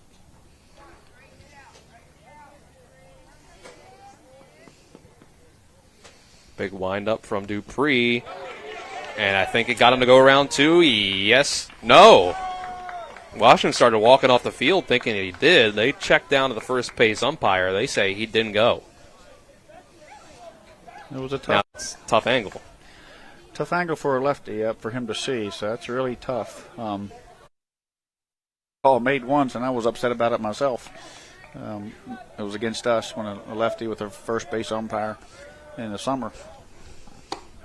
2-2. Outside and maybe high. And Ball 3. I think the umpire Rubenthal can only call what he sees, and if you can't see it from that angle, it's just really tough. So. Full count pitch. This is fouled away.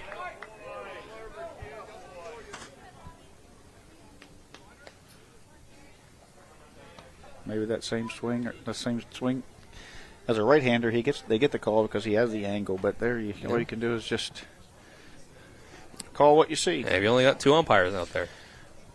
He's got to be at first. There's more. There's all kinds of umpires on both benches. There's parents on both sides.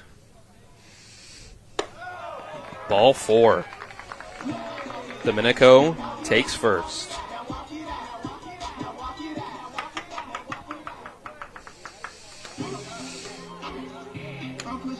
If you're enjoying this baseball, it's courtesy of Rick Kozlowski. He called it early. We're going to be extra innings. Rick Kozlowski here representing the Spirit of Jefferson. Coming, covering a few games. Takes strike 1, does Clayton Elliott. Big spot for the sophomore here. Got himself a hit. Got himself a win on the mound already this year and a couple hits. He's got that RBI single, but that's his only hit of the day. This next pitch breaks outside the zone for a ball. Flew out in the first, struck out in the fourth, and grounded out in the sixth. That huge bunt there in the middle of the game there turned the tides a little bit and I think has Martinsburg here with a chance to win. And this is hit to right field. Brady brings it into the glove. He's tough out there. So make it like a major league game. We're going to the ninth. Still tied at 6. After the 60-second break, Washington will get another shot at breaking the tie. This is EPAC Baseball on TV 10.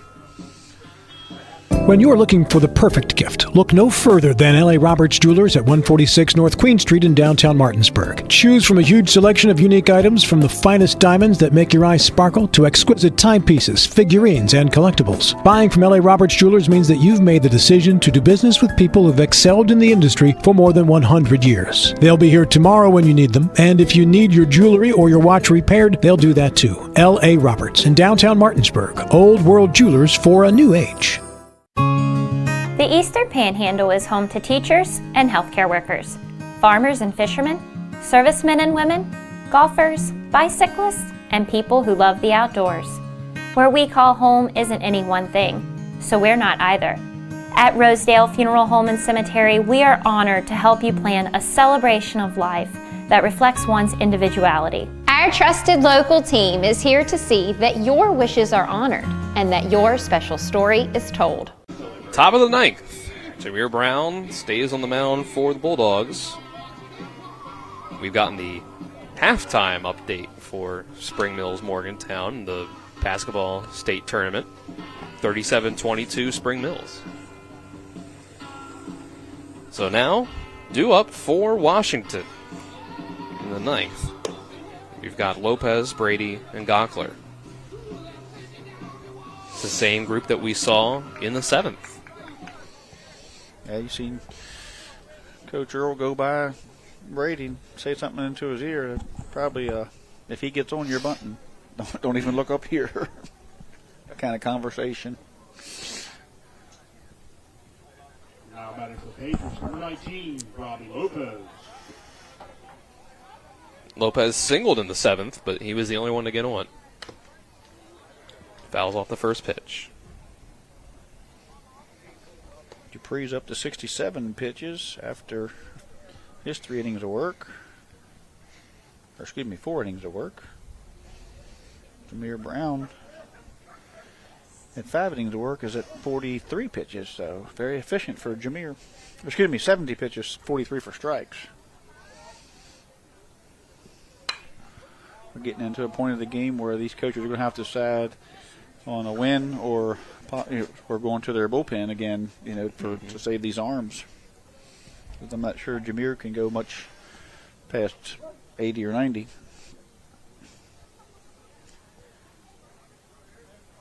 Wind up and the pitch.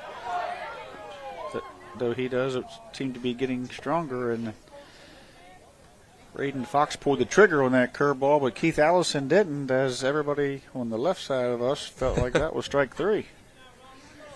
So I thought I saw a little bit of a flinch there from our umpire, but maybe that's just the catcher. And next pitch, right past the glove of the second baseman. Now both teams have had situations where they thought they had a third strike, and the runner gets on. Yeah, third hit for the night for Robbie Lopez. Been on base 5 times. Now batting number 6, Landon Brady. That's going to bring up Landon Brady. That's big time when you can get on base 5 times in a game. This was the same situation in the seventh. Lopez got on with a single. Brady bunted. Getting the courtesy runner in. Is it Murdick, or excuse me, Burdick again, maybe? I believe you're right. Cam Burdick. Cam Burdick, yep.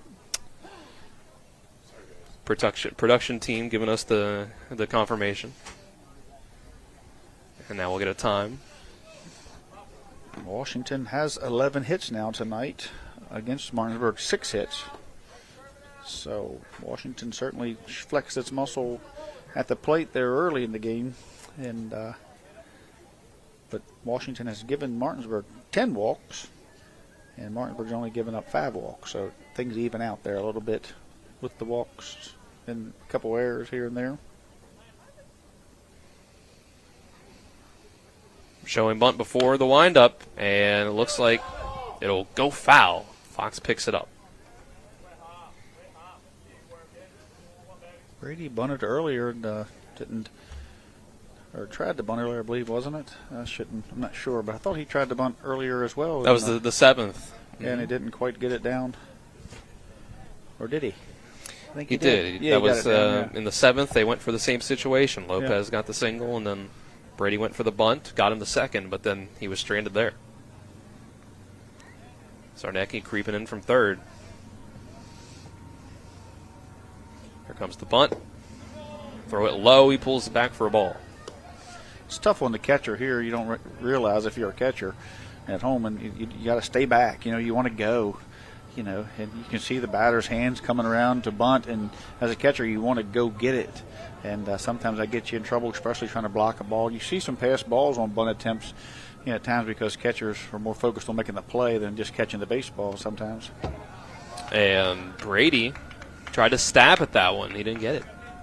I got 2 strikes on him now. He's got to make a decision whether they're going to make him bunt 3 times or if he's going to give him a chance to swing away here. Strikeout here would be big for Jameer, because then it kind of takes the possibility of a, because I don't think they're going to bunt with the next guy on deck. Looks like they got a pinch hitter coming up, number 25 on deck, Bear Schrock. He swings away, fouled right back. And Bear's got that name for a reason, and not because he bunts, I don't think.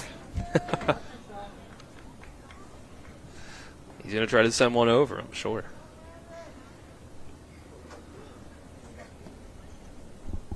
Brady steps back in. 3 ground outs in his first 3 at-bats, and that sacrifice bunt.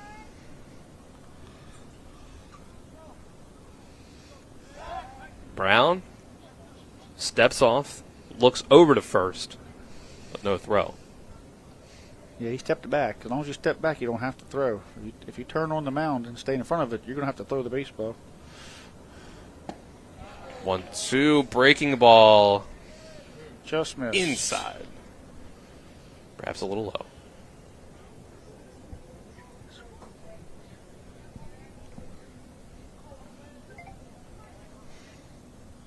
Brady stays alive. Brown. Things are quieted down here in the park. Everybody's frozen. The 2-2. This one also low. Count runs full. Everybody quiet with anticipation. Cold from being out here. Tired from how long they've been out here. One way or the other. And a long week for those of us who work hard.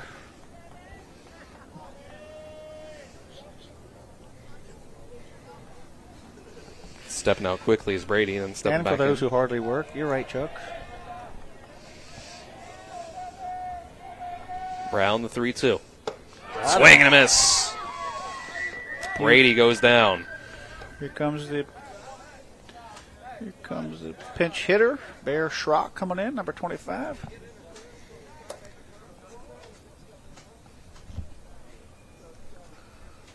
Byler coming out to talk to the home plate umpire. See, when he swung, the pinch runner took off down, kind of broke, and then Braden Fox was going to throw down, but the batter was there, and Coach Byler feels like there was interference on that play. Wasn't called immediately, so it's going to be tough now.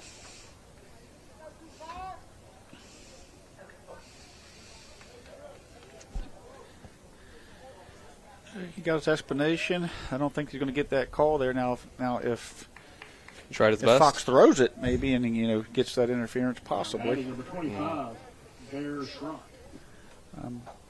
But because there was no contact or anything there, it wasn't kind of called immediately. Bear Schrock coming in to pinch hit here. Young man looks like he got a little power. Pinch hitting for Landon Gockler at second.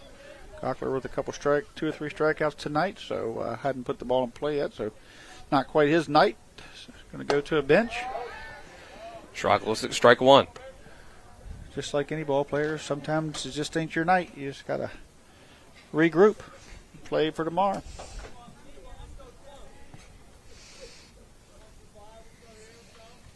Double. 0-1. Be hit high, but over the Washington dugout. If Jameer Brown can induce a ground ball to the middle, he could possibly get a roll-up pair here. Schrock's probably not put in for his speed, but for his power. On deck is Gabe showing. Don't want to sleep on him or make a mistake, because that swing there was definitely had the bat speed to do some damage. Oh, yeah. Brown, long look at first.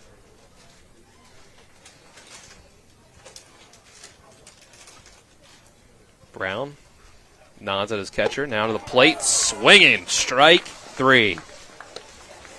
7 strikeouts for Jameer Brown.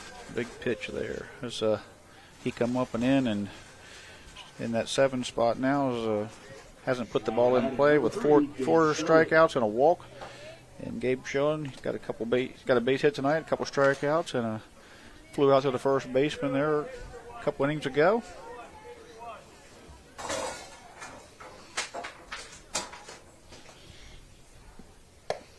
First pitch to Schoen will hit the zone. Schoen, the Washington shortstop, the West Virginia Wesleyan commit.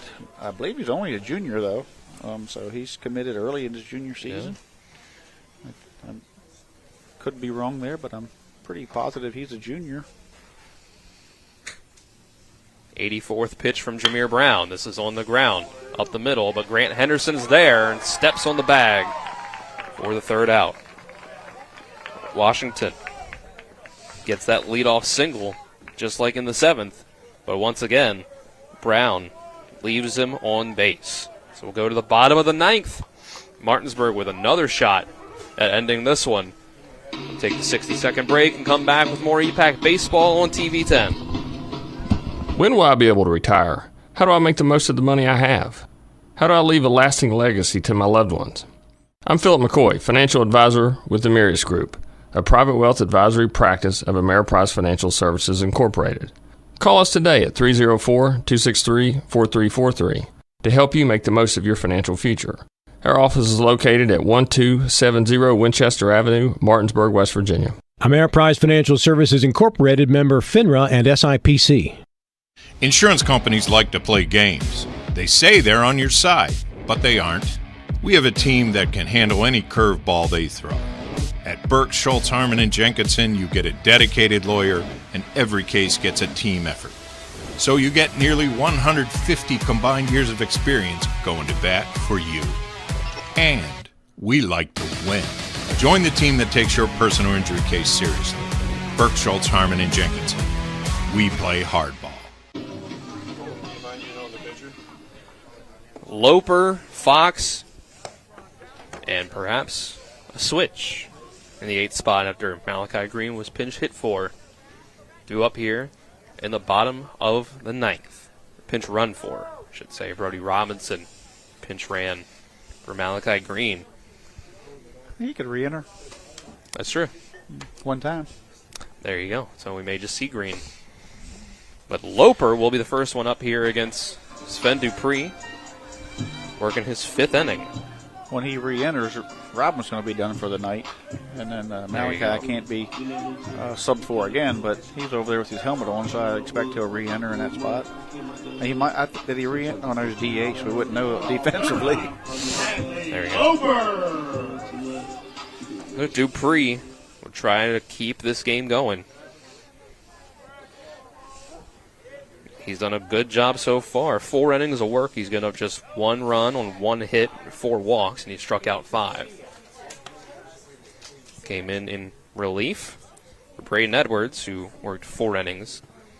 Gave up 5 runs, 4 earned on 5 hits and 6 walks, and struck out 3. Loper 0 for 3 tonight with a walk, a strikeout. Takes first pitch for a strike.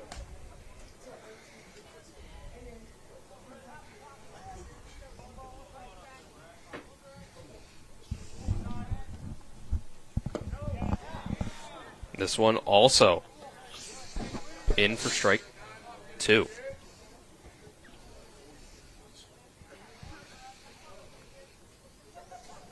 It's just going to be the 70th pitch here for Dupree. Yeah, Dupree's at 70.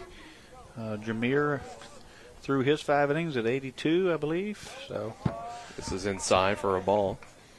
Game Changer has Jameer at 85. Yeah, 85. Pretty efficient for 6 innings. If it wouldn't be for his efficiency, then Martinsburg, would be looking at their 3rd pitcher of the night with. So that would start to really get into their bullpen with the game tomorrow. Loper will take this one low as well. Full count.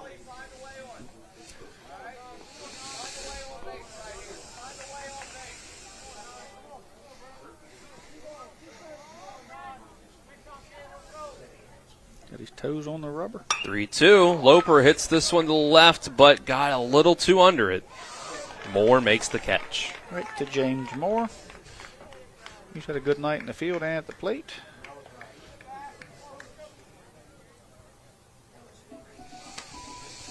It's going to bring up Braden Fox.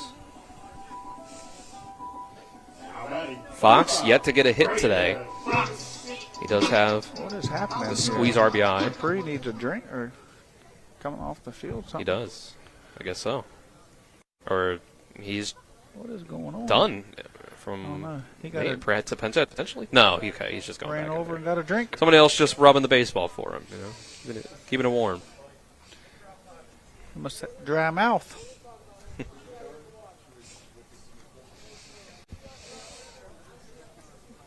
Maybe he's feeling a little dehydrated, maybe. Exciting game, long game. And certainly hasn't sweated out, but certainly if he didn't prepare or drink a lot, that could be possible. First pitch from Fox is skied into right. And Brady can't bring it in. Tried to grab it underhanded, and it falls. Fox is the catcher, but he's a speedster. Do you run for him? You might leave him in there. Unless you got someone on the bench that can, maybe Drew Earhart, someone with some speed over there. Number 23. Yep, Coach Ballard is going to leave him out there. So even though he's the catcher and he could Curtis run for him, good at baseball IQ, good base runner, and speed. So let him play. Malachi up. Green takes strike 1. Malachi, one of the hottest hitters in the EPAC right now.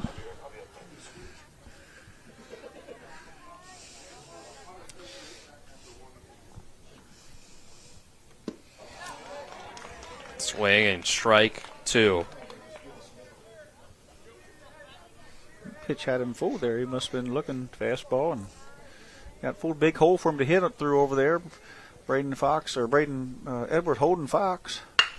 Green slaps it in the right. Base hit. Winning run on second with 1 out. Green hit it so hard that Fox had to make sure nobody caught the line drive, and then he got to the right fielder so quick all he could do was get to second. Bringing up the freshman again in a big spot. Green has gotten both hits today off of Dupree. Unless there's a double play, you're going to see Jameer Brown with a chance to walk it off if Liam Coe doesn't get it done. Thank you for bringing those two. They're bringing up the corners. It actually will bring up Edwards. Coe takes strike 1. I'm not sure we're going to bunt here, but you certainly have to defend it. If they stay back, then you just try to drag down the line. The 0-1. Coe takes it low. Coe's drawn 3 walks so far. 2 of them were off of Dupree. Certainly has done his job as a center fielder and a 9-hitter this year in the first 2 games. And he hits this one. Right center field. That's going to get down to the wall. Winning run across home plate. And the freshman, Liam Coe, gets it done for the Bulldogs. They beat the Washington Patriots 7-6 in 9 innings. The freshman. What a start to the season for Liam Coe. Unbelievable. Coach Ballard said that he was going to compete for a spot in the lineup. I talked to him, congratulating him for making the team. He told me, he said, yeah, now I got to work my way out of that 9-hole. He wasn't just happy to be on the team, but he wants to compete. He wants to play. And we celebrate with a firework of sorts a flash of lightning out in left field as the Little League star throwing a no-hitter in Petersburg a few years ago on TV 10 walks it off on TV 10. Once again, Martinsburg continues to be Washington's Achilles heel, and they just can't seem to find a way to come in here to put them away. But I think you're going to see an instant classic every time they play as two great baseball teams here fought it out tonight, and I'm looking forward to seeing them play again. So let's go ahead and take a 2-minute break, get to the post-game show. This has been EPAC Baseball on TV 10, WRNR TV on YouTube, back in 2 minutes. A DUI can be a life-altering experience. Put your future and well-being in the hands of someone who has spent 27 years defending citizens accused of driving under the influence throughout the state of West Virginia and hundreds of hours of training to be the very best for his clients in need. My name is Harley Wagner, and the Wagner Law Firm, West Virginia's DUI defense firm, is that place. One click, real defense. Wagner Law Firm, WestVirginiaDUILawyers.com. After a car accident, call the local law firm that can give you the help you need right now. Get more with Manchin Ferretti, the one with 115 years of combined experience fighting for West Virginia accident victims. Get more with Manchin Ferretti. The one that takes on the big insurance companies. Get more with Manchin Ferretti. We're Manchin Ferretti. After a car accident, we'll fight for every dollar you deserve. And if there's no recovery, there's no fee. So call right now. Get more with Manchin Ferretti. 304-264-8505.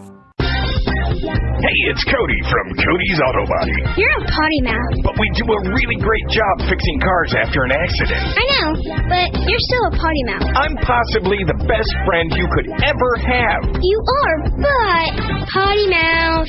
If you need your car repaired, come to Cody's Auto Body, located at 851 Wilson Street in Martinsburg. Because that's Cody's with a T for f***ing trust. See? Potty mouth. Leave me alone. The Palace Lounge in Martinsburg is the place to be. Join us every night to relax and enjoy football or basketball games featuring either the Martinsburg Bulldogs, Shepherd University Rams, or West Virginia Mountaineers. We will have steak night every Wednesday, trip nights every Thursday, and now taco and margarita nights every Tuesday. You can find us on Facebook or call 304-267-7520. The Palace Lounge is located at 1350 Edwin Miller Boulevard in Martinsburg. Welcome back to the postgame show on TV 10, WRNR TV on YouTube, as we try to mess with our audio here. We want it to sound as good as we can here. Martinsburg gets the win, 7-6 in 9 innings over the Washington Patriots. Dylan Bishop Trip Tobin with you on the call. Colin McLaughlin back at the studio. And behind the cameras, Ethan Elliott, Vernon Dale Piquel, and Colton Musgrove, Tyler Strine, producing on site. Trip. What a game we've seen here. What a game it was, yeah. This was everything we thought it would be. We thought it would be a close game. We talked about possibly being a low-scoring game. Both offenses come out pressuring pitchers. And we've seen some fireworks from Washington early in the game. We've seen Martinsburg hang around, chip away, get runners in, get Washington on their heels. And then Jameer Brown, you know, what can you say? I mean, he's unbelievable on the mound tonight. He came in and in relief and basically pitched a complete game. Shutout, and certainly come in a big time there. He threw 6 innings, only gave up 4 hits, no runs, struck out 8, and just an unbelievable outing for him coming off the bench there and giving his team a chance to win. Martinsburg, as he was putting goose eggs on the board for Washington, Martinsburg chipped away at it and come up with a victory. So we had some technical difficulties with plugging in this third headset, so one of us can give one to him. If you can give him his. All right, here. We'll switch it over. Make sure we're not getting in the way of anything here. Yeah, I can interview our player of the game, and Tripp can interview the coach here, Liam Coe. Get it done in the 9th inning. What'd you see there at bat, and how did it feel to get the win there? It felt good, trusting God, trusting my team. I know what we have, we can play. It's going to be a good rest for 4 years while I'm at Martinsburg, and just go out there and get it done. Now, Coach Byler has told us that it's not pretty usual for a freshman to come in here and start on varsity, play in center field, and as he said, you're usually been an infielder, and of course we've seen you as a pitcher on TV 10 throwing a no-hitter in Petersburg in Little League. So what's it meant for you to just be able to come in here and in the starting lineup as a freshman, come up in big spots here? It's an honor. I'm more than grateful for everything I got. Once again, thank God and thank Coach Byler for giving me the opportunity to even do that. And yeah, I'm just going to continue to do what I do. All right, there we go. Liam Coe, player of the game. We'll get our sponsor for that later, but I think it's pretty obvious with how the game ended that he's our player of the game today. Congratulations. Yes, sir. Thank you. All right, well, he'll hand that one over to Coach Byler.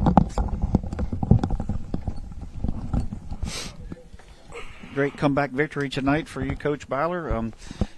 I listened to your your pregame interview, and you talked about not making the game too big, and I complimented you in the middle of the game because when you guys got down, you didn't really press. So I complimented you there, and sometimes there's a lot of emotion on the other side of the field. There's a lot of emotion. Things have transpired throughout the years, but how when you were down 5-1, down 5 runs, 6-1, how was the feel in the dugout? And I think that's why the difference in why we came back this year is maybe opposed to last year is because there was no, oh, woe me or feeling sorry for yourself. And, everybody kind of had that approach that it is March and we're going to get better and we're going to go through some ups and downs. And, just really happy with how they handled that. And I've been telling them all along that good teams are player-led. And our seniors tonight did a great job at leading that and making sure that approach stayed the same. Two big aces on the mound tonight. Grant didn't have his best stuff. He battled. And then Jameer comes in, throws basically 6-inning shutout, and you guys picked away at the lead, and then finally got Washington on their heels. Two seniors there, they're playing short, playing and pitching for you, picking each other up. That's got to be huge uplift to see those guys work together and have those two arms. Oh, absolutely. We said in pregame that probably the only time all year they'll get to pitch together, but when they do, they're special. And Grant didn't have his best stuff, but he battled, and Jameer, I put him in a really tough spot there. But, that move there is to walk that kid every single time, and no matter who's on deck, and set up the double play. And we did get the ground ball, but I just wanted to go out and tell him that no matter what happened there, that I was going to own any of that. So just really proud of them and what they've done and, the work that they put into. And I think we got to give some credit to their battery mate and Braden Fox. I mean, he has came so far. It gives them, all the confidence to throw those breaking pitches and what he's done the off season to get better and just the way that he knew that he was going to be the guy again this year and he had to catch them. So just really proud of what he did there too. Yeah, he did a great job, and he ended up scoring the winning run. And what else can you say about Malachi Green? Yeah, I think my headset went out there. We've had some difficulties here. It was this one, wasn't it? Oh, yeah, no, it's not. No. Can you hear me now? No. Check one. You're out. Well, it was a great game, and congratulations to you if anybody can hear us out there in TV land.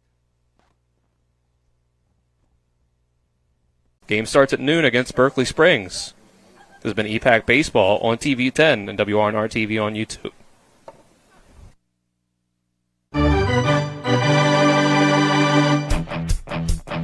You've been listening to West Virginia High School Baseball.